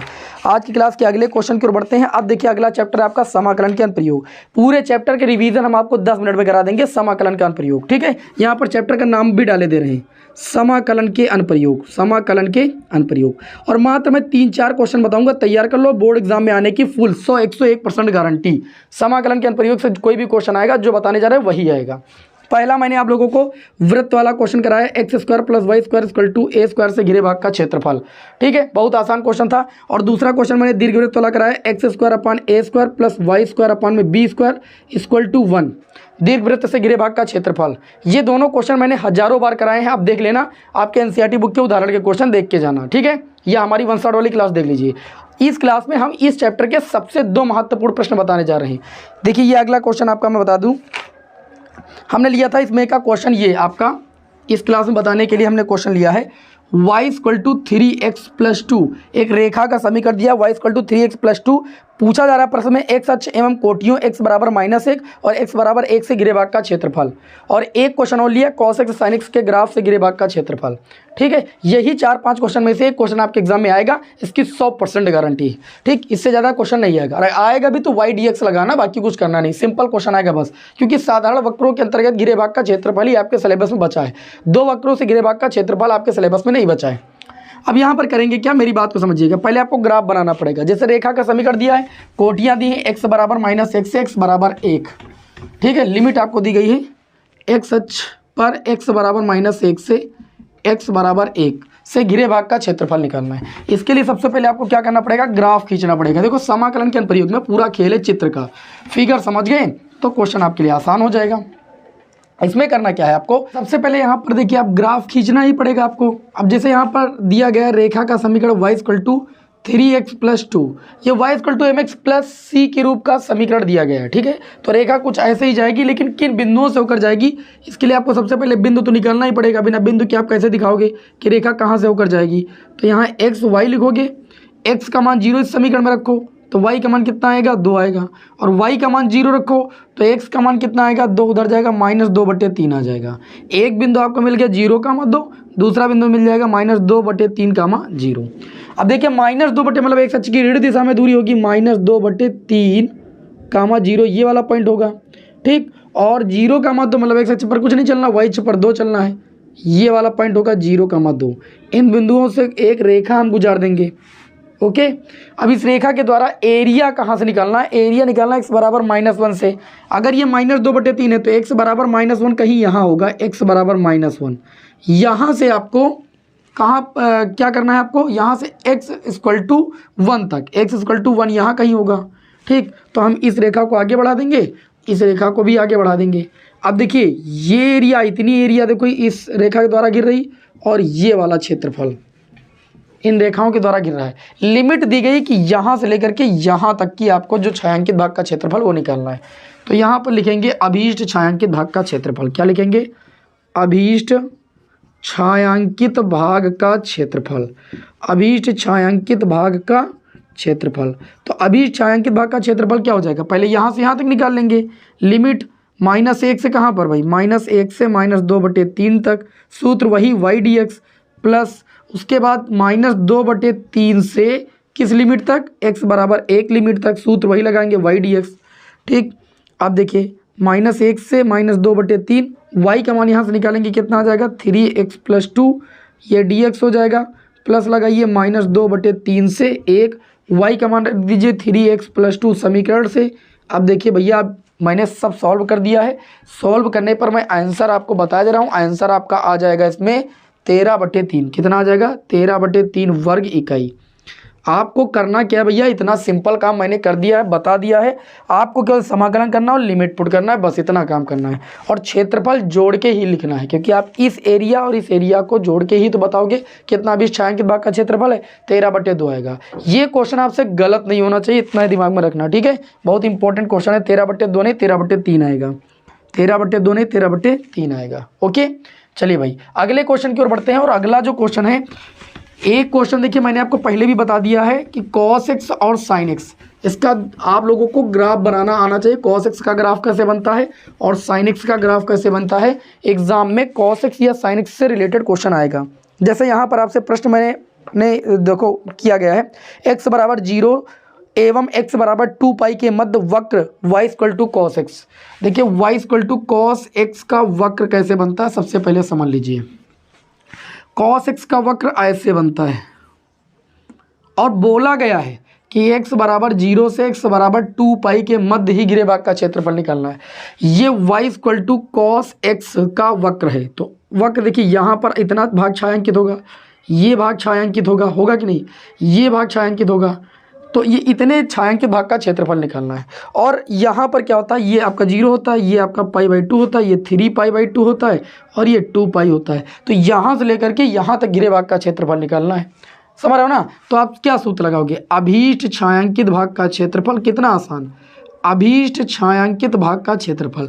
दिमाग में इतना रखना कि cos x का ग्राफ कैसे बनता है और sin x का ग्राफ कैसे बनता है। अभी sin x वाला भी बता देंगे। छायांकित भाग का क्षेत्रफल, छायांकित भाग का क्षेत्रफल, सूत्र देखिए सूत्र तो वाई डी एक्स ही होता है, ठीक, एक साथ छपा निकालना है। अब देखिए मेरी बात को बहुत ध्यान से समझिएगा, वाई डी एक्स होता है, लिमिट आपकी हो जाएगी 0 से π/2। तो जब लिमिट 0 से π/2 रखोगे तो इतने छायांकित भाग का क्षेत्र बढ़ाएगा। इसी में फिर आप सूत्र लगाइए वाई डी एक्स। अब π/2 से 3π/2 तक निकाल लीजिएगा, π/2 से 3π/2 तक, और फिर लिमिट आपका 3π/2 से कितना हो जाएगा, 3π/2 से 2π तक वाई डी एक्स। अब वाई का मान कहाँ से रखोगे, समीकरण से, तो लिमिट 0 से π/2, और ये कितना हो जाएगा, वाई की वैल्यू कितनी है, cos x dx, और इसी तरीके से यहाँ पर π/2 से कितना हो जाएगा, 3π/2, वाई की वैल्यू वही cos x dx प्लस 3π/2 से ये कितना हो जाएगा 2π, और वाई की वैल्यू वही cos x dx, ठीक। cos x का समाकलन सब विद्यार्थी जानते हैं sin x होता है, उसके बाद लिमिट पुट कर देना है बस। यहाँ पर जैसे समाकलन sin x हो जाएगा और इसके बस लिमिट पुट करके सॉल्व कर लेना 0 से π/2, प्लस यहाँ पर भी कितना हो जाएगा sin x, और ये कितना हो जाएगा π/2 से 3π/2, और प्लस ये आपका हो जाएगा यहाँ पर भी cos x का समाकलन कितना हो जाएगा sin x, और लिमिट आपकी हो जाएगी 3π/2 से कितना 2π, ठीक। अब इसमें अपर लिमिट माइनस लोअर लिमिट, अपर लिमिट माइनस लोअर लिमिट, अपर लिमिट माइनस लोअर लिमिट आपको सॉल्व कर लेना है बस। जब सॉल्व करोगे तो इसको हल करने पर 1 आएगा, इसको हल करने पर 2, इसको हल करने पर 1, टोटल 4 वर्ग इकाई आंसर आएगा। कितना आएगा, टोटल 4 वर्ग इकाई। ओके, अब इसमें एक क्वेश्चन आता है कि देखिए एक क्वेश्चन कौन सा आता है वो भी मैं बता दे रहा हूँ। 0 से x बराबर 0 से 2π, x बराबर 2π तथा वक्र y equal to sine x. अगर वक्र y equal to sine x की बात कर ली जाएगी और यही चीज़ दे दिया जाए कि 0 से 2π के मध्य घिरे भाग का क्षेत्रफल निकालिए, तो y equal to sine x, sine x का जो ग्राफ बनता है वो कुछ ऐसे बनता है, ऐसे ग्राफ बनता है साइन एक्स का, ठीक। इसमें cos x में यहाँ से बनता है और इसमें ग्राफ ऐसे बनता है जैसे अल्टरनेटिंग करंट। ओके, यहाँ पर एरिया गिरेगी, यहाँ पर एरिया गिरेगी। ओके, तो इस चीज़ का ख्याल रखिएगा। और इसमें जो है ये 0 से पाई होगा और ये आपका होगा 2π डायरेक्ट, ठीक। तो इसमें आप क्या करोगे, सूत्र लगाओगे वाई डी एक्स, लिमिट रखोगे एक बार 0 से पाई, फिर पाई से 2π, बस इतना ही करना है। और छायांकित भाग का क्षेत्रफल निकाल लेना वाई डी एक्स सूत्र लगा करके। तो साइन एक्स वाला होगा तो ऐसे करना, और cos x वाला होगा तो ऐसे करना। हमें उम्मीद है कि इसी में से एक क्वेश्चन आएगा, ठीक। या तो फिर दीर्घवृत्त और वृत्त, बस इससे बाहर कुछ नहीं। इस तरीके से समाकलन के अनुप्रयोग से मैंने क्वेश्चन इंपॉर्टेंट बता दिए। हमें उम्मीद है कि आप सभी लोग फोड़ दोगे इस क्वेश्चन को एग्जाम में आएगा तो। और बढ़ते हैं आज की क्लास के अगले क्वेश्चन की ओर, ठीक है। बढ़ते हैं आज की क्लास के अगले क्वेश्चन की ओर। समाकलन के अनुप्रयोग से बस आप इतना तैयार करके चले जाइएगा, ठीक। तैयार हो ही गया होगा, ठीक। अब इतना कमज़ोर थोड़ी हो कि एग्ज़ाम आज है और उसके बाद इतना भी ना तैयार हो। चलिए, समाकलन के अनुप्रयोग का मामला होता है ख़त्म, ठीक है। यहाँ पर बढ़ते हैं आगे बढ़ते हैं अगले क्वेश्चन की ओर। अगले क्वेश्चन की ओर हम भाई बढ़ते हैं, कहाँ चला गया, 308 321। चलिए भाई आगे देखते हैं। अब देखिए ये वाला जो क्वेश्चन मैंने लिया है, इस क्वेश्चन में अधिकतर विद्यार्थी लोग जो है कंफ्यूज हो जाते हैं। कंफ्यूज क्यों जाते हैं, तो कोई स्पर्श रेखा अभिलंब आपके सिलेबस में बचा नहीं। तो ये जो क्वेश्चन है ऐसा लगता है कि स्पर्श रेखा अभिलंब का है। अभी इंस्टा पर एक विद्यार्थी ने मैसेज भी किया था कि सर ये क्वेश्चन समझ में नहीं आ रहा है। लिखा है बिंदु -2,3, बिंदु दिया गया है आपको, बिंदु दिया गया है -2,3, बिंदु -2,3 से गुजरने वाले ऐसे वक्र का समीकरण याद कीजिए जिसके किसी बिंदु पर x, y पर स्पर्श रेखा की प्रवणता दी गई। अब ये आपका सिलेबस में बचा नहीं स्पर्श रेखा की प्रवणता वाला, ठीक है। तो आप सभी लोगों को समझ में भी कम आता है। स्पर्श रेखा की प्रवणता, स्पर्श रेखा की प्रवणता, स्पर्श रेखा की जो प्रवणता दी गई है वो कितनी दी गई है, 2x/y²। देखिए प्रवणता को, स्पर्श रेखा की प्रवणता को dy/dx लिखा जाता था, याद रखना। स्पर्श रेखा की प्रवणता को dy/dx लिखा जाता था। अभिलंब रेखा की प्रवणता को -1/dy/dx लिखा जाता था। तो यहाँ पर स्पर्श रेखा की प्रवणता दी गई है तो dy/dx बराबर आपको दिया गया 2x/y²। फिर वही पुराना काम जो अवकल समीकरण में करते चले आए हो, y वाले एक तरफ x वाले एक तरफ, तो ये आपका हो जाएगा y² dy एक तरफ हो गया और 2x dx एक तरफ हो गया। दोनों पक्षों का समाकलन करने पर y² का समाकलन y³ हो जाएगा, 2 हो जाएगा, x का समाकलन x² 2 हो जाएगा और प्लस c हो जाएगा। 2 से 2 कैंसिल, y³ बराबर ये हो जाएगा x² + c। अब चूंकि ये जो है किससे होकर जाता है, बिंदु -2,3 से, तो x बराबर -2, y बराबर 3 रखेंगे और रखने पर हम यहाँ पर c की वैल्यू निकालेंगे, उठा के इसमें फिर रख देंगे। तो जब यहाँ पर y का मान 3 रखेंगे तो 3 का क्यूब है और बटे में 3, x की वैल्यू -2 का स्क्वायर प्लस c। इससे इसको काटेंगे, 3 का स्क्वायर यानी 9 आ जाएगा, -2 का स्क्वायर 4 प्लस c। तो यहाँ से अगर c की वैल्यू निकालेंगे तो 9 - 4 बराबर कितना आ जाएगा, 5, 4 उधर चला गया। सी का मान आ गया 5, इसी को उठा के यहाँ पर फिर रख दो, तब जो समीकरण मिलेगा वो मिलेगा y³/3 बराबर x² प्लस सी के स्थान पर 5 रख दीजिए। यही आपके इस क्वेश्चन का हल हो जाएगा।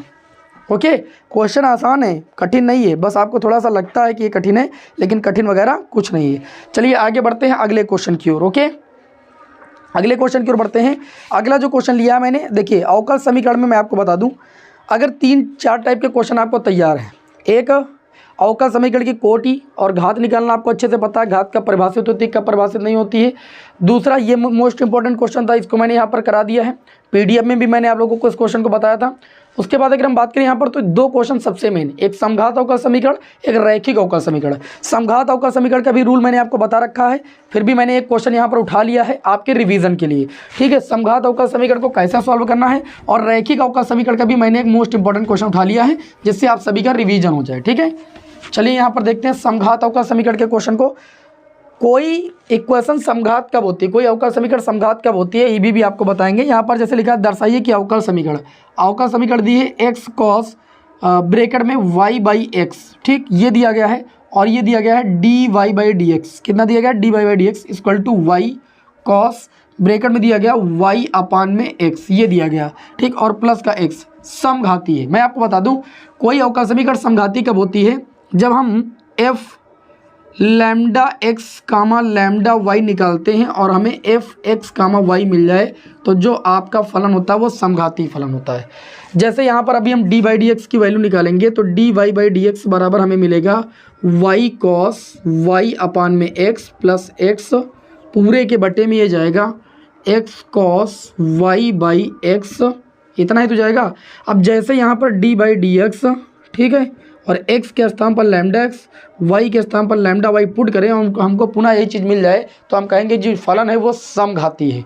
क्या भाई, फलन समघाती। y के स्थान पर लैम्डा y cos y के स्थान पर लैम्डा y, x के स्थान पर lambda x plus lambda x, x जहाँ पर है यहाँ पर भी लैम्डा x cos, यहाँ पर भी लैम्डा y और बटे में लैम्डा x।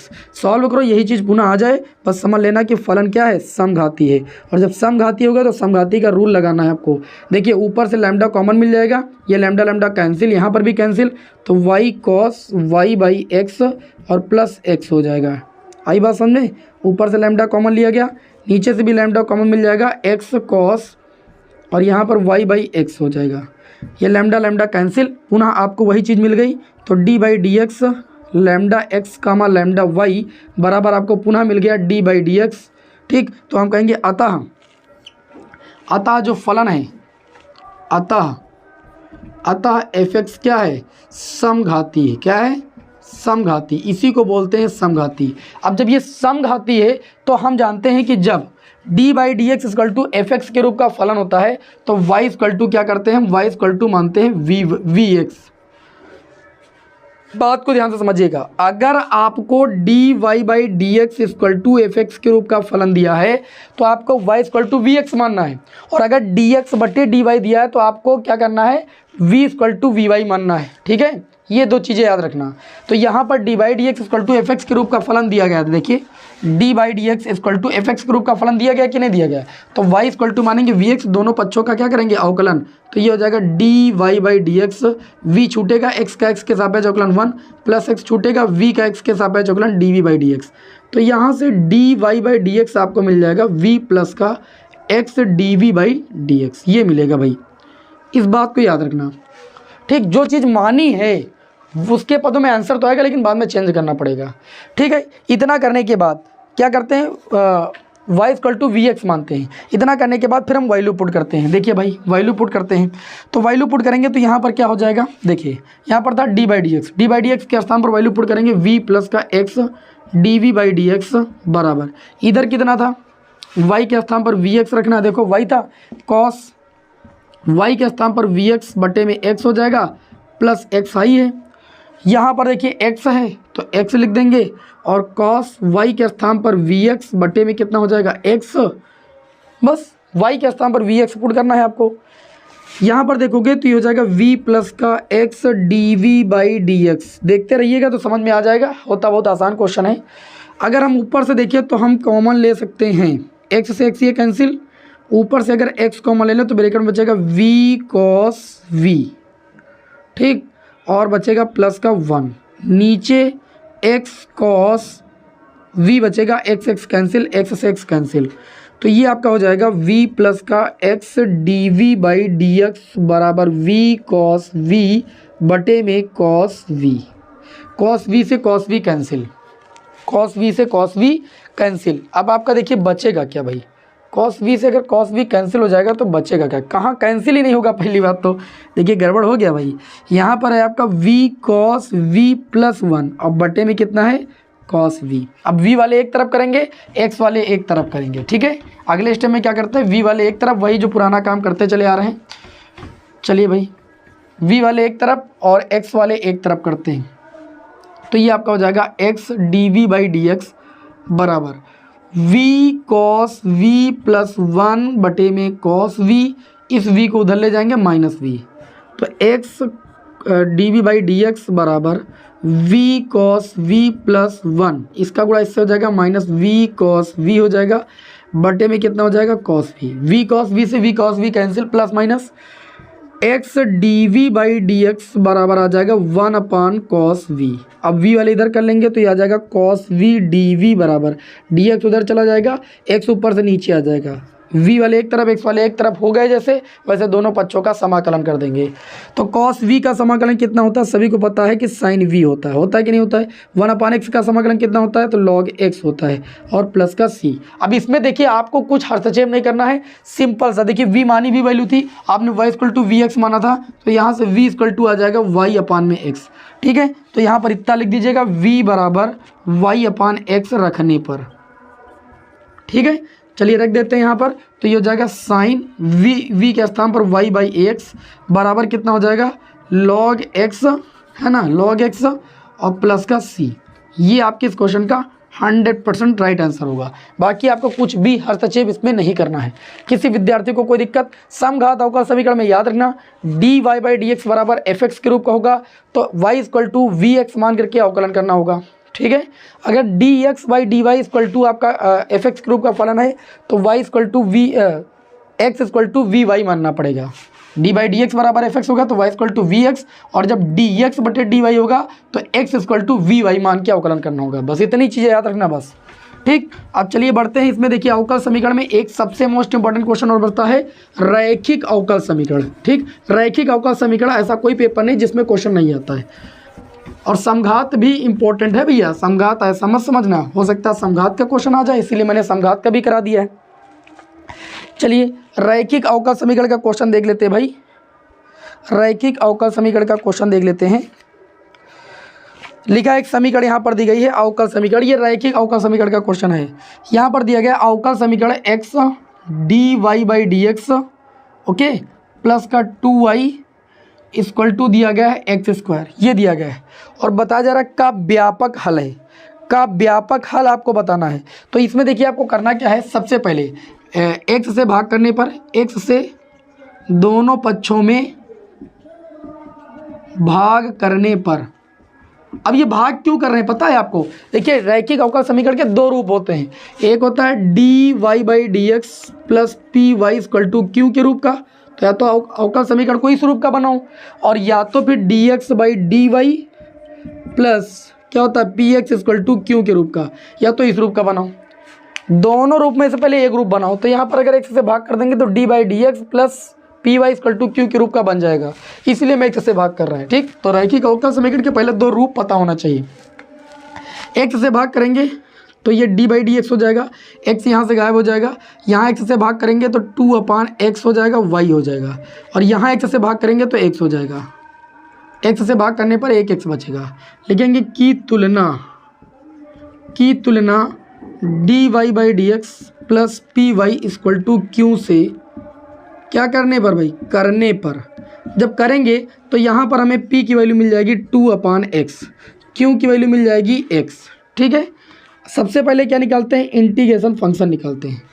मेरी बात को ध्यान रखना, जब आपका फलन d by D x plus P Y equal to Q के रूप का होगा तो इंटीग्रेशन जो फंक्शन होता है वो e की पावर p डी एक्स होता है, और अगर d x by D y plus T x equal to Q के रूप का मिल जाएगा। तो इंटीग्रेशन फंक्शन जो होता है ई की पावर पी डी वाई होता है, इतना याद रखना। ई की पावर पी की अगर बात करें तो पी की वैल्यू कितनी 2/x और ये हो जाएगा डी एक्स। ये हो जाएगा इंटीग्रेशन फंक्शन इक्वल टू ई की पावर, देखिए 2 बाहर हो जाएगा और यहाँ पर अगर हम देखें तो 1/x का समाकलन कितना हो जाएगा log x हो जाएगा। इसको लिख सकते हैं ई की पावर log x स्क्वायर। बताओ ऐसा लिख सकते हैं कि नहीं लिख सकते हैं? लिख सकते हैं। और प्रॉपर्टी से आप सभी लोगों को पता है, प्रॉपर्टी से क्या होता है, ई की पावर log x स्क्वायर है तो प्रॉपर्टी से इसकी वैल्यू x स्क्वायर हो जाएगी, ई की पावर log हट जाता है, इंटीग्रेशन फंक्शन आ गया। और आप सभी लोगों को पता होना चाहिए, क्या पता होना चाहिए? पता ये होना चाहिए कि जो अतः अवकल समीकरण का हल, अवकल समीकरण का हल जब भैया d by D x plus P Y equal to Q के रूप का फलन होता है तो अवकल समीकरण का हल क्या होता है? अवकल समीकरण का हल होता है y इंटू में क्या होता है भाई, इंटीग्रेशन फंक्शन, ठीक, equal to integration function into में q और इंटू में क्या होता है, dx होता है। अगर आप ये गलती ना किए सब सही हो जाएगा। और प्लस c, अब वैल्यू पुट कर दीजिए, y equal to y into में इंटीग्रेशन फंक्शन की वैल्यू कितनी है, आप कहेंगे एक्स स्क्वायर, इंटीग्रेशन फंक्शन की वैल्यू एक्स स्क्वायर, क्यू की value x, dx plus c, ये आपका हो जाएगा y एक्स स्क्वायर, ये आपका हो जाएगा x cube dx plus c। Okay, तो ये आपका हो जाएगा y x square x cube का समाकलन एक्स की पावर 4 प्लस सी। ये आपके इस क्वेश्चन का राइट आंसर। आप चाहो तो एक्स स्क्वायर से भाग भी कर सकते हो दोनों पक्षों में, नहीं इतना ही आंसर आपका पूरा सही माना जाएगा। ठीक है, किसी विद्यार्थी को कोई दिक्कत नहीं। तो रैखिक अवकल समीकरण के दोनों टाइप पढ़ लेना, D by D x plus P Y equal to Q के रूप का, या D x plus D X upon D Y, ठीक है, प्लस का P x equal to Q के रूप का। ये मैंने आपको D by D x plus P Y equal to Q के रूप का कराया है।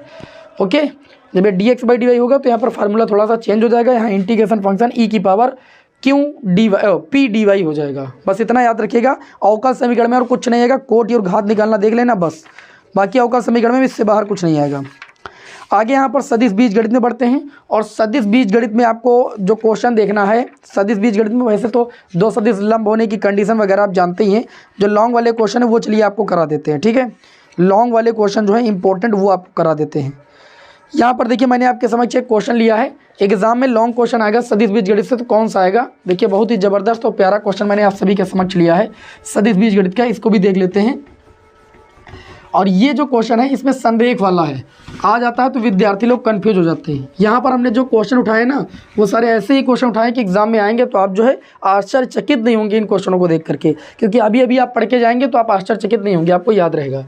यहाँ पर क्वेश्चन दिया गया है कि दर्शाइए कि बिंदु, एक बिंदु ए दिया गया है जिसका सदिश रूप है 2i कैप और प्लस का 3j कैप प्लस का 5k कैप दिया है, और एक बिंदु बी दिया है, ठीक, जिसका सदिश दिया गया है i cap plus 2j cap plus का 3k कैप दिया है, और एक बिंदु सी दिया है जिसका सदिश दिया है 7i cap minus k cap, ये दिया गया है।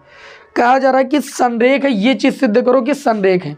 आपको हम बता दें संरेख होने की कंडीशन क्या होती है कि AC का जो मॉड है यानी जो परिमाण है वो AB का मॉड प्लस BC के मॉड के योग के बराबर होना चाहिए। अब आप सभी को पता है कि अगर हम AB निकालेंगे, AB वेक्टर का मान, तो B से A को घटा के ही तो निकालते हैं। तो यहाँ पर देखिए I से जब इसको घटाएंगे तो ये प्लस हो जाएगा, तो ये 3i कैप हो जाएगा। 2j से इसको घटाएंगे तो ये माइनस का j कैप हो जाएगा। 3k से 5k को घटाएंगे तो माइनस 2k कैप हो जाएगा। इस तरीके से AB वेक्टर की वैल्यू आ गई। अब AB वेक्टर का मॉड निकालेंगे, मॉड निकालने के लिए अंडर रूट लगाते हैं, i के गुणांक का स्क्वायर 3 का स्क्वायर, j के गुणांक का स्क्वायर माइनस 1 का स्क्वायर, k के गुणांक का स्क्वायर माइनस 2 का स्क्वायर, समझते जाइएगा। तो AB वेक्टर का जो मोड हो जाएगा वो 9 3 का स्क्वायर 1 का स्क्वायर 1 2 का स्क्वायर 4 9 1 10 4 अंडर रूट कितना हो जाएगा 14। आई बात समझ में? अब आप क्या निकालोगे, हमने कहा AB और उसके बाद BC भी निकालना पड़ेगा। तो BC वेक्टर निकालने के लिए C को B से घटाना पड़ेगा।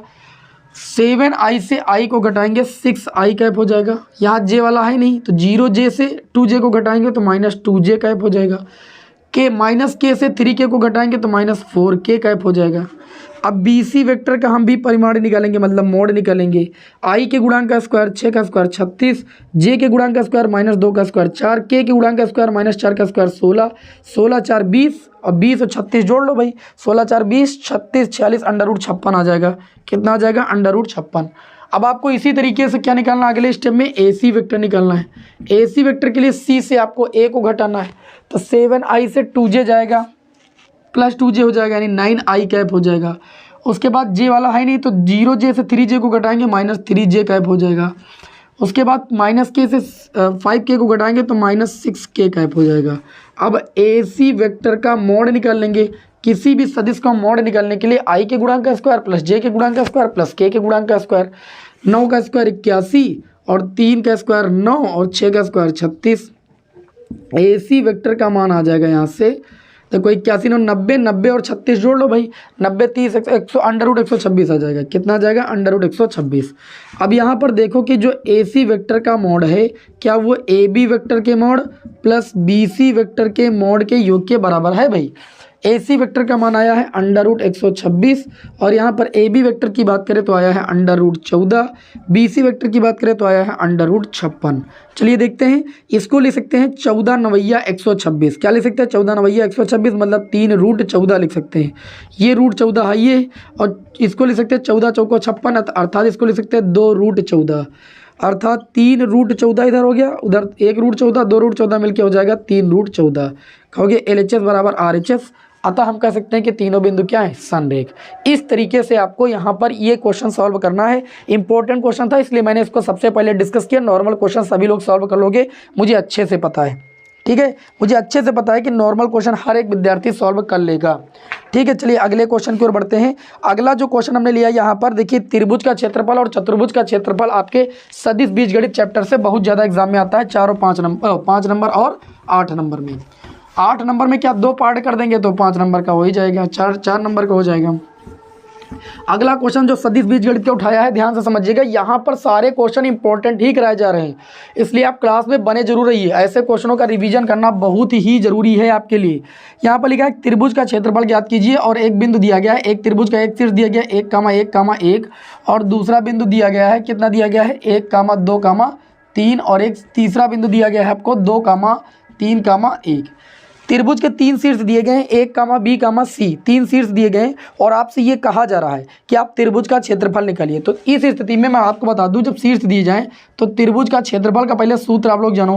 त्रिभुज का क्षेत्रफल होता है 1/2 मोड AB वेक्टर, ठीक, क्रॉस AC वेक्टर। अगर सूत्र नहीं जानोगे तो क्वेश्चन लगा नहीं पाओगे। त्रिभुज को 3 शीर्ष दिए जाए, उनको सदिश रूप में बनाना पड़ेगा और सदिश रूप में बनाने के बाद तुमको AB वेक्टर और AC वेक्टर निकालना पड़ेगा। 2 सदिश आएंगे, उनका क्रॉस प्रोडक्ट करना पड़ेगा, फिर उसका मॉड निकालना पड़ेगा। मॉड के बाद परिमाण को आधा कर देना, त्रिभुज का क्षेत्रफल आ जाएगा।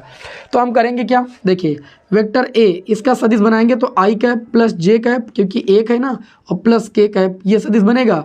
बी का सदिश बनाएंगे वेक्टर बी, तो ये बन जाएगा आई कैप प्लस 2j कैप और प्लस का 3k कैप।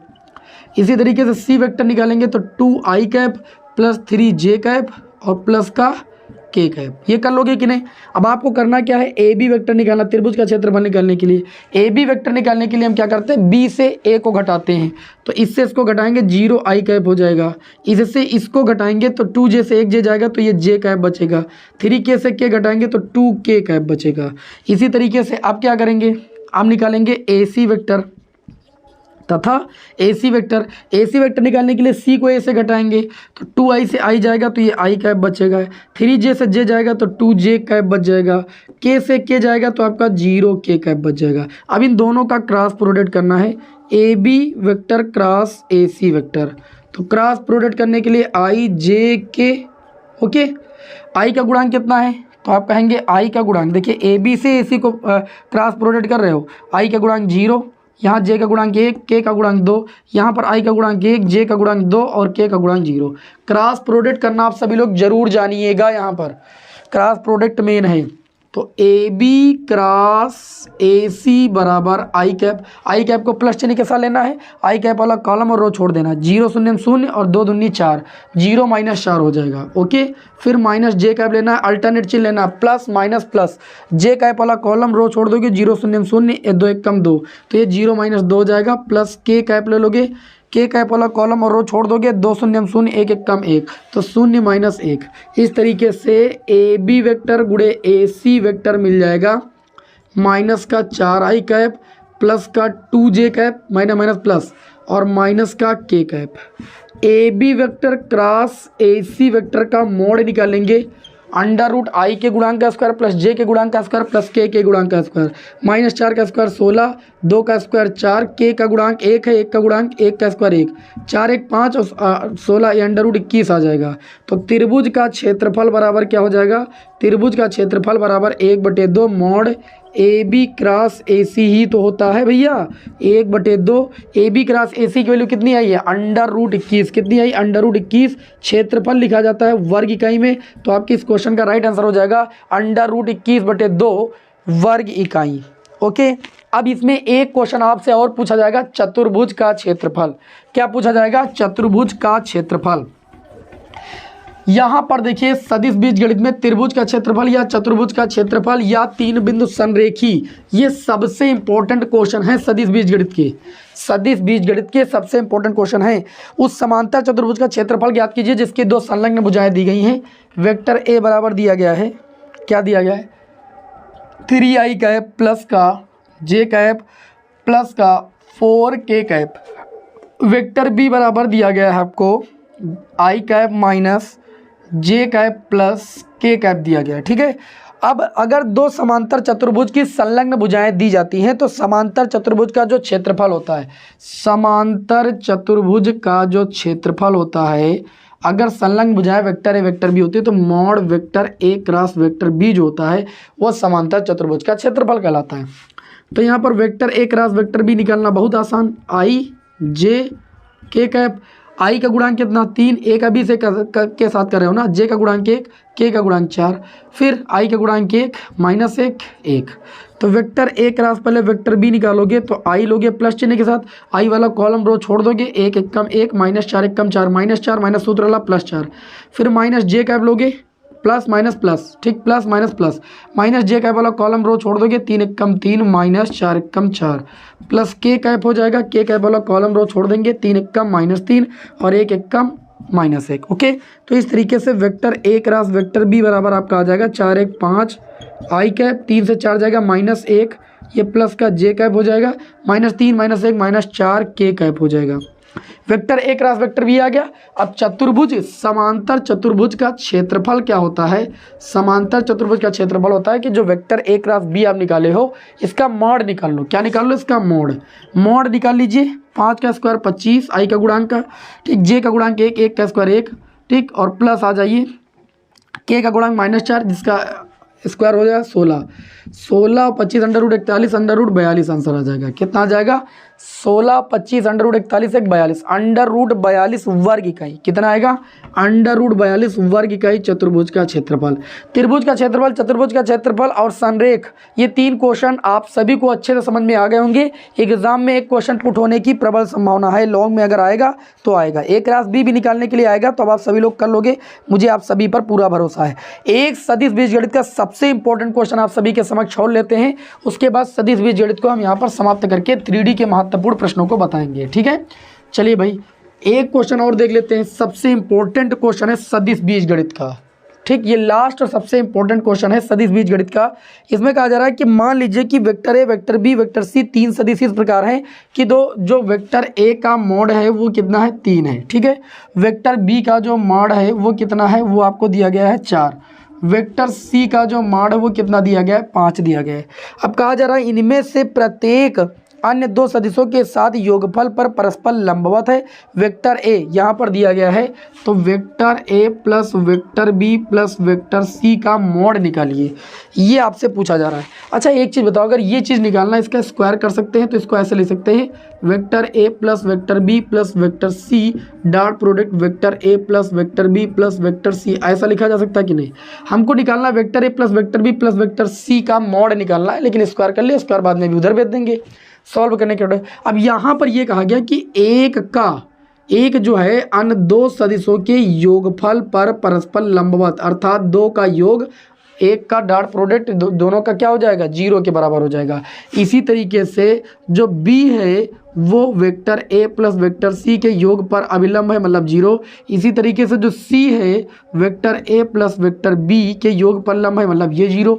ठीक, ये चीज़ आपको प्रश्न में बोली गई, इसी चीज़ को समझना है यहाँ से। तो आपको vector a plus vector b plus vector c का मान बताना है।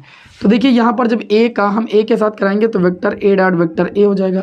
a का b प्लस c के साथ कराएंगे तो vector a dot vector b plus vector c लिख लेंगे, क्योंकि इसकी वैल्यू 0 दी गई तो अलग अलग मल्टीप्लाई करने का कोई औचित्य नहीं।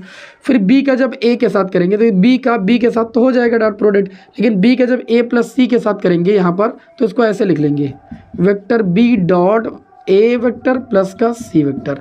ठीक, फिर c का c के साथ डॉट प्रोडक्ट तो हो जाएगा, लेकिन c का जब a प्लस b के योग के साथ करेंगे तो वैसे भी अभी इसका मान दिया गया तो 0 रख देंगे।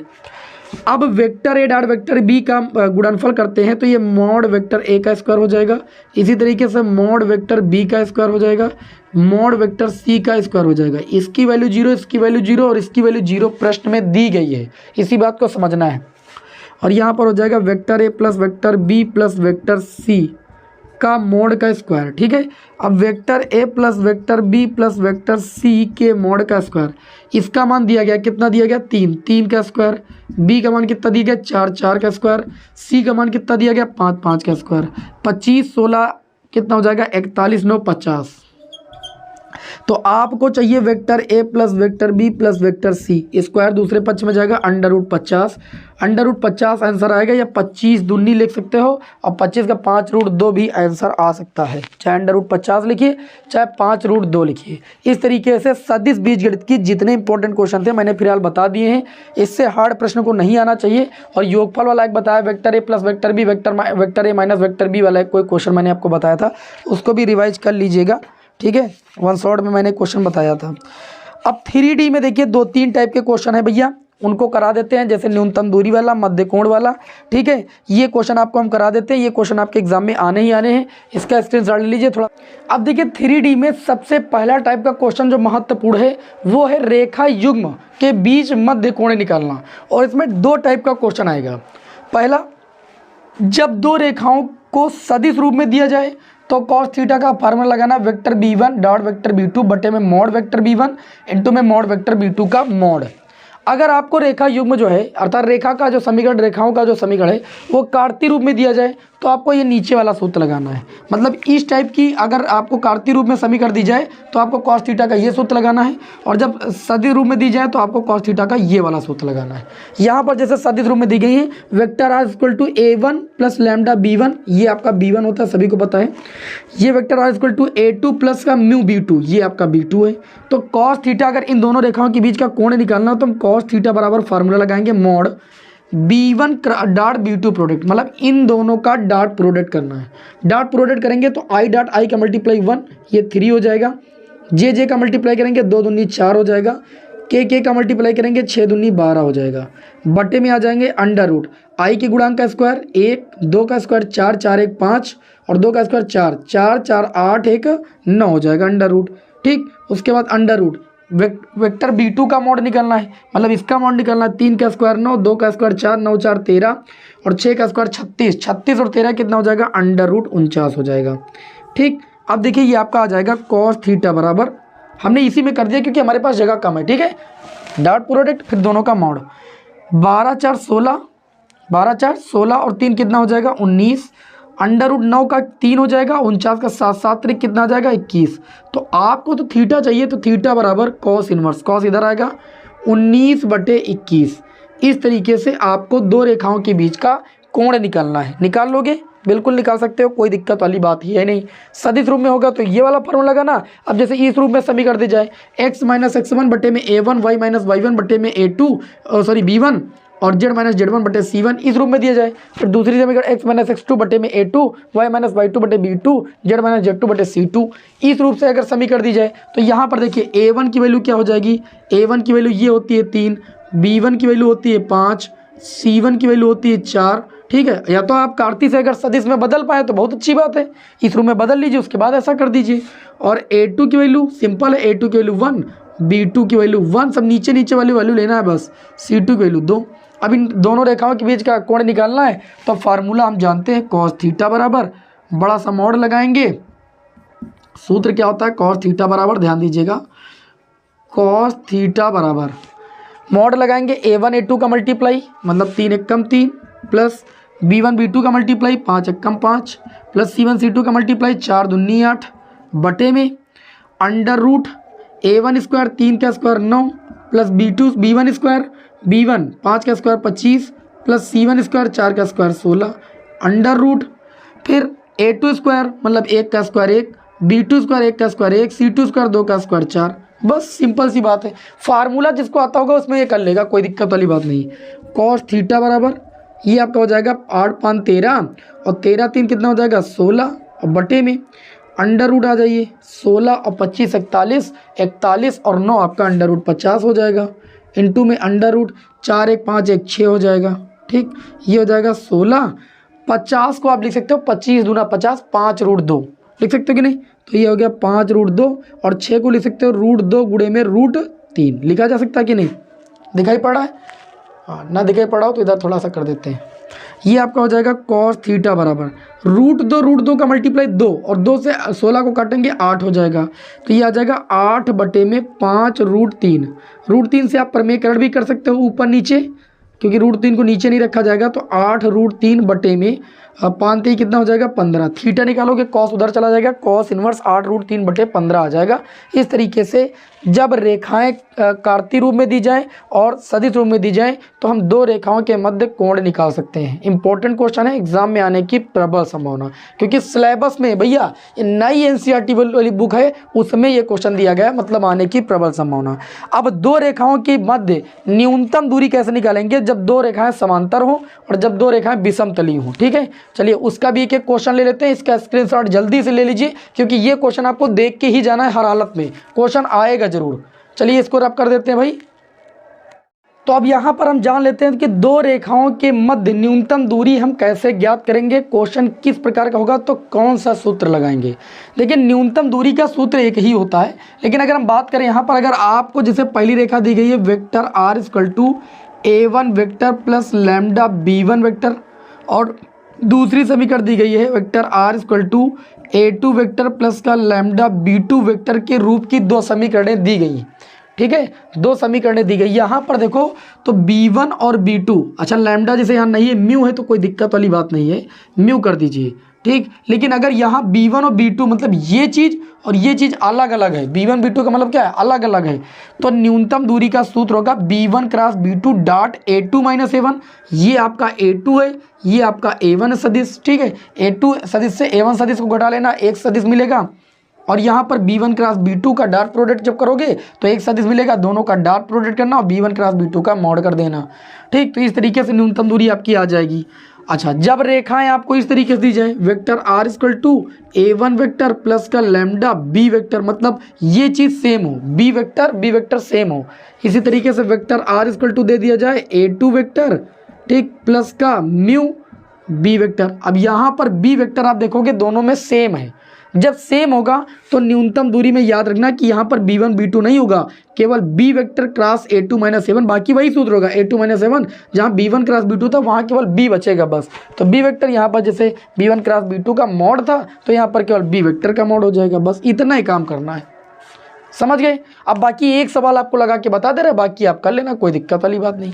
जैसे यहाँ पर हम बात करें तो इसमें आपको b1 क्रॉस b2 पहले निकालना पड़ेगा, b1 क्रॉस b2 निकालना पड़ेगा, इसके लिए i j k करोगे, है ना, वही पुराना काम। b1 का b2 से आपको क्या करना है, क्रॉस प्रोडक्ट करना है, तो b1 में i का गुणांक 2, j का गुणांक -1, k का गुणांक 1।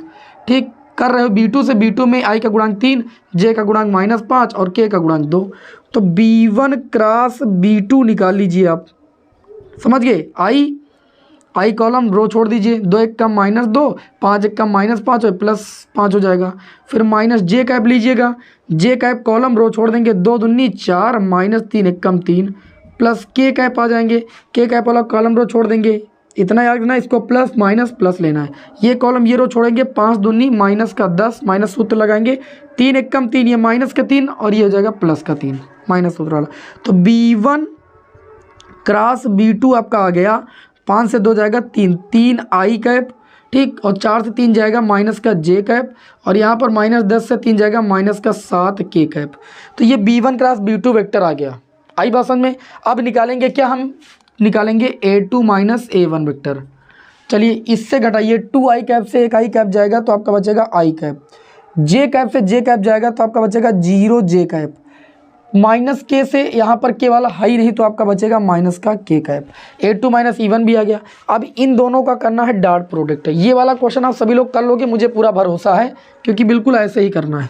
तो न्यूनतम दूरी D बराबर मोड लगाएंगे इन दोनों का डॉट प्रोडक्ट, मतलब इसका और इसका डॉट प्रोडक्ट। हम डायरेक्ट क्या दे रहे हैं, आई का आई के साथ मल्टीप्लाई करेंगे, 3 × 3, जे का यहाँ पर गुणांक 0 है तो ये आपका हो जाएगा माइनस का 0, के का के के साथ -1 यहाँ गुणांक यहाँ -7, माइनस का गुणा +7 हो जाएगा, बटे में B1 क्रॉस B2 का मोड चाहिए, मतलब जो ये सदिश आया इसका मोड चाहिए। मोड निकालने के लिए अंडर रूट आई के गुणांक का स्क्वायर 3 का स्क्वायर 9, जे के गुणांक का स्क्वायर, जे का गुणांक -1 का स्क्वायर 1, के का गुणांक का स्क्वायर -7 का स्क्वायर 49। आई बात समझ में। बस यहाँ पर भी वही काम करना है, यहाँ पर B1 क्रॉस B2 निकालने की जरूरत है नहीं, B की वैल्यू आपको दी गई, इतना काम करना है। तो D बराबर आपका आ जाएगा 3 से 3 और +7 कितना हो जाएगा 10, नीचे हो जाएगा 49, 49 में 10 जोड़ेंगे कितना हो जाएगा √62 हो जाएगा। तो न्यूनतम दूरी यहाँ पर कितनी आ जाएगी 10/√59। कितनी आ जाएगी भैया 10/√59। ये आपके इस क्वेश्चन का राइट आंसर। सभी लोग जल्दी कमेंट करो हमारे पास कि इस क्वेश्चन का आंसर कितना आएगा, न्यूनतम दूरी कितनी आएगी, जल्दी से कमेंट करके बताइए। स्क्रीनशॉट लेना है तो ले लीजिए। बढ़ते हैं आगे के क्वेश्चन की ओर। अब यहाँ पर देखिए अगला जो चैप्टर आता है वो आता है रैखिक प्रोग्रामन। रैखिक प्रोग्रामन की समस्या में हम एक क्वेश्चन लेकर के आपको बता देते हैं कि जो क्वेश्चन आएगा उसमें करना क्या है। जैसे एक क्वेश्चन मैंने उठाया आपके समक्ष, आलेखी विधि द्वारा निम्न रैखिक प्रोग्रामन समस्या को हल कीजिए।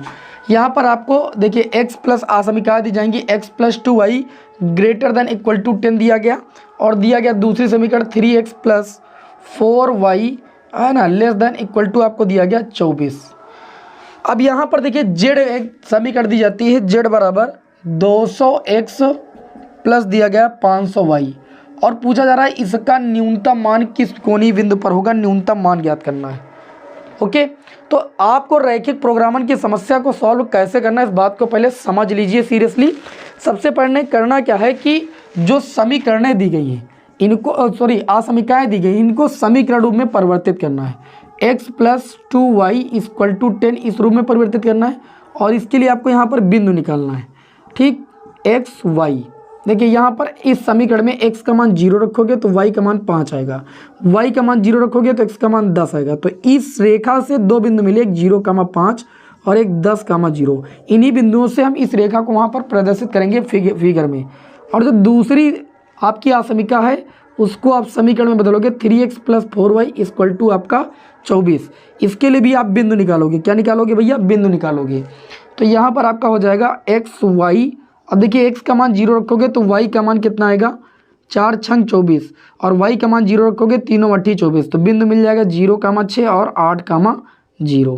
अब आपको करना सिंपली कुछ नहीं है भैया, रैखिक प्रोग्रामन की समस्या में ऐसे ग्राफ खींच देना है, बिंदुओं को देखते हुए बिंदु प्रदर्शित कर देना। मैक्सिमम 10 तक गया है तो आप देखिए 2 4 6 8 10 तक, 2 4 6 8 10 तक ऐसे आप खींच दीजिएगा। यहाँ पर 2 4 6 8 10, 2 4 6 8 10, तुम एक के अंतराल पर भी खींच सकते हो, बराबर होना चाहिए अंतराल। आगे देखिए अब पहली आसमिका को हम खींचेंगे 0,5, 0,5 यहाँ पर कहीं पर होगा 0,5। फिर आपका 10,0, 10,0 देखो यहाँ पर है 10,0, और इस बिंदु को इससे मिला देंगे तो ये पहली रेखा का समीकरण हो जाएगा। पहली रेखा यहाँ पर व्यक्त कर दो, x + 2y है ना > कितना है 10, जो पहली रेखा खींची गई है, ठीक है, इस समीकरण से खींची गई। उसके बाद हम बात करें यहाँ पर ये वाला, तो यहाँ पर 0,6, 0,6 भैया यहाँ पर होगा। आगे बात करें 8,0 तो 8,0 यहाँ पर है। ठीक, अब इसको आप ऐसे मिला दोगे। ठीक, अब आपको देखना ये कि दोनों के द्वारा जो छायांकित भाग होगा वो कौन सा होगा, और छायांकित भाग में कौन कौन से कोणीय बिंदु लगेंगे। उन्हीं कोणीय बिंदुओं पर आपको क्या करना है, उन्हीं कोणीय बिंदुओं पर जो है अधिकतमीकरण और न्यूनतमीकरण निकालना है। अच्छा, यहाँ पर जब आप पट्टी देखो, इसको आप खींचोगे तो पट्टी रखोगे तो यहाँ से इधर से आपका पड़ेगा 4 और इधर से पड़ेगा 3, ये बिंदु 4,3 आ जाएगा। अच्छा, इस बिंदु को अगर आप नहीं निकाल पाओगे तो दोनों समीकरणों को हल करने पर जो XY का मान आएगा वही यहाँ पर प्रच्छेद बिंदु आ जाएगा। अब देखिए, जो पहली रेखा खींची गई थी इसके अंदर ये ओरिजिन पॉइंट पड़ता है कि नहीं पड़ता, पहले ये चेक करेंगे। तो जैसे पहली समीकरण थी x + 2y > 10, अगर पड़ेगा तो सत्य कंडीशन आएगी, x के स्थान पर 0, y के स्थान पर 0 रखेंगे, 0 > 10। क्या भैया 0 10 से बड़ा है? 0 10 से बड़ा तो है नहीं, 10 0 की तरफ मुँह है, मतलब ये कंडीशन सत्य नहीं है, 0 कभी 10 से बड़ा होता नहीं। तो मतलब जो पहली रेखा खींची गई थी इसके द्वारा जो एरिया होगा वो बाहर की ओर होगा। कंडीशन असत्य होगी तो इसका मतलब ओरिजिन पॉइंट यानी मूल बिंदु उसके क्षेत्र में नहीं पड़ेगा, तो एरिया बाहर की ओर निकालेंगे। अब जो दूसरी रेखा हमने खींची, देखिए 0,6 से ये वाला, इसके क्षेत्र में देखेंगे क्या ओरिजिन पॉइंट पड़ेगा, तो वह दूसरी समीकरण थी 3x + 4y और कितना था आपका < 24। x के स्थान पर 0, y के स्थान पर 0, 0 < 24। यहाँ पर देखो 0 जो है 24 से छोटा है जी, बिल्कुल छोटा है, ये कंडीशन सत्य है। ये कंडीशन सत्य होने का मतलब इसके द्वारा जो एरिया गिरेगा इस वाली लाइन के द्वारा वो अंदर की ओर होगा ऐसे। तो दोनों के द्वारा जो कॉमन एरिया आएगी वो ये वाली आएगी, इतनी आएगी बस केवल। देखो इस रेखा के द्वारा उधर और उस रेखा के द्वारा इधर, तो केवल इतनी कॉमन एरिया आएगी। इसमें एक पॉइंट मिलेगा 4,0, इन दोनों का प्रच्छेद बिंदु, एक मिलेगा 0,6 और एक मिलेगा 0,5। ठीक, अब इन्हीं तीनों बिंदुओं पर आपको जेड का अधिकतम मान और न्यूनतम मान निकालना है, बस यही प्रश्न में पूछा गया है। जहां पर अभीष्ट छायांकित भाग का क्षेत्रफल मिल जाए, ठीक है, वहीं पर जेड का अधिकतम मान और न्यूनतम मान निकालना है। तो कॉलम यहाँ पर बना लेना कोणीय बिंदु और यहाँ पर एक कॉलम बना लेना मान, किसका मान? जेड का। ये आपको एक सारणी बनानी पड़ेगी। कोणीय बिंदु कौन कौन से हो जाएंगे छायांकित भाग के? एक हो जाएगा 0,5, एक हो जाएगा 0,6 और एक इन दोनों का प्रच्छेद बिंदु आएगा 4,3। ठीक है, 4,3 हमने कहा कि आप दोनों रेखाओं को हल कर लेना, दोनों समीकरणों को, XY का जो मान आएगा वह इसका प्रच्छेद बिंदु होगा। ग्राफ होगा तो तुरंत पता चल जाएगा। अब 0,5 पर देखिए जेड का मान निकालिए, x के स्थान पर 0, y के स्थान पर 5, 25 2500 आ जाएगा। 0,6 पर निकालोगे 6 पंचे 30, 30,000 आ जाएगा, 3,000 आएगा। ठीक है, 4,3 पर निकालोगे, x के स्थान पर 4 रखोगे, 4 दूनी 800 हो जाएगा और यहाँ 3 रखोगे 1500, 1500 और 800 कितना हो जाएगा? 2300। यहाँ पर मान आपको सबसे कम मिला है और आपको यहाँ पर प्रश्न में न्यूनतम मान ही पूछा गया था। क्या पूछा गया था प्रश्न में? देख लीजिए, न्यूनतम मान पूछा गया था। न्यूनतम मान 2300 रुपये प्राप्त होता है। ओके, चलिए भाई, रैखिक प्रोग्रामन की समस्या ऐसे ही सॉल्व करना है और बाकी कुछ नहीं करना। जो असमीकाएँ दी जाएंगी उनको समीकरण में व्यक्त करना, बिंदु निकालना, ग्राफ बनाना, देखना ओरिजिन पॉइंट क्षेत्र में है कि नहीं है, कॉमन एरिया निकालना, कॉमन एरिया के कोनी बिंदु पर जेड का अधिकतम और न्यूनतम मान निकालना है। बस इतना ही काम करना है रैखिक समीकरण निकाय वाले में। ठीक है, रैखिक प्रोग्रामन की समस्या को सॉल्व करने में। देखिए, बाकी प्रायिकता की मैंने क्लास आपको दे रखी है। ठीक है, और प्रायिकता के जो क्वेश्चन आएंगे नॉर्मल आएंगे। मैंने पहले भी बता दिया कि सह प्रतिबंध प्रायिकता, ठीक है, सह प्रतिबंध प्रायिकता पर देख लीजिए थोड़ा सा क्वेश्चन, और बाकी बेज प्रमेय पर भी 1-2 क्वेश्चन एग्जाम्पल के देख लीजिए। बाकी बेज प्रमेय का क्वेश्चन बहुत ज़्यादा हार्ड नहीं आता है, थोड़ा सा देख लीजिएगा, नहीं तो बाकी अथवा में रहेगा। ठीक है, समय नहीं मिल पाया, उसके लिए हम क्षमा चाहेंगे। बाकी आप सभी लोगों को बेस्ट ऑफ लक। हमें उम्मीद है कि आप सभी लोग बहुत ही अच्छा स्कोर करेंगे। ठीक है, सब कुछ मैंने तैयार करा दिया है। आप सभी लोग बढ़िया निडर होकर के जाइएगा, डरना बिल्कुल भी आपको नहीं लगा, 1% का डर लेना ही नहीं है। एग्ज़ाम हॉल में बढ़िया निश्चिंत होकर के बैठोगे, आपको सब वहाँ पर याद आ जाएगा जो जो यहाँ पर पढ़ाया गया है, और आप अपने पेपर में बहुत अच्छा स्कोर करेंगे, ये मुझे उम्मीद है। मैं भगवान से प्रार्थना करूँगा कि आप सभी लोगों का पेपर बहुत अच्छा जाए। ठीक है, जब लौट के आएँ आप सभी लोग कमेंट करें, तो बस मुझे और आपको केवल प्रसन्नता होनी चाहिए कि मेरी मेहनत और आपकी मेहनत रंग लाई, आप सभी लोगों का स्कोर अच्छा जाए। चलिए, आप सभी लोगों को बेस्ट ऑफ लक। जय हिंद, वंदे मातरम।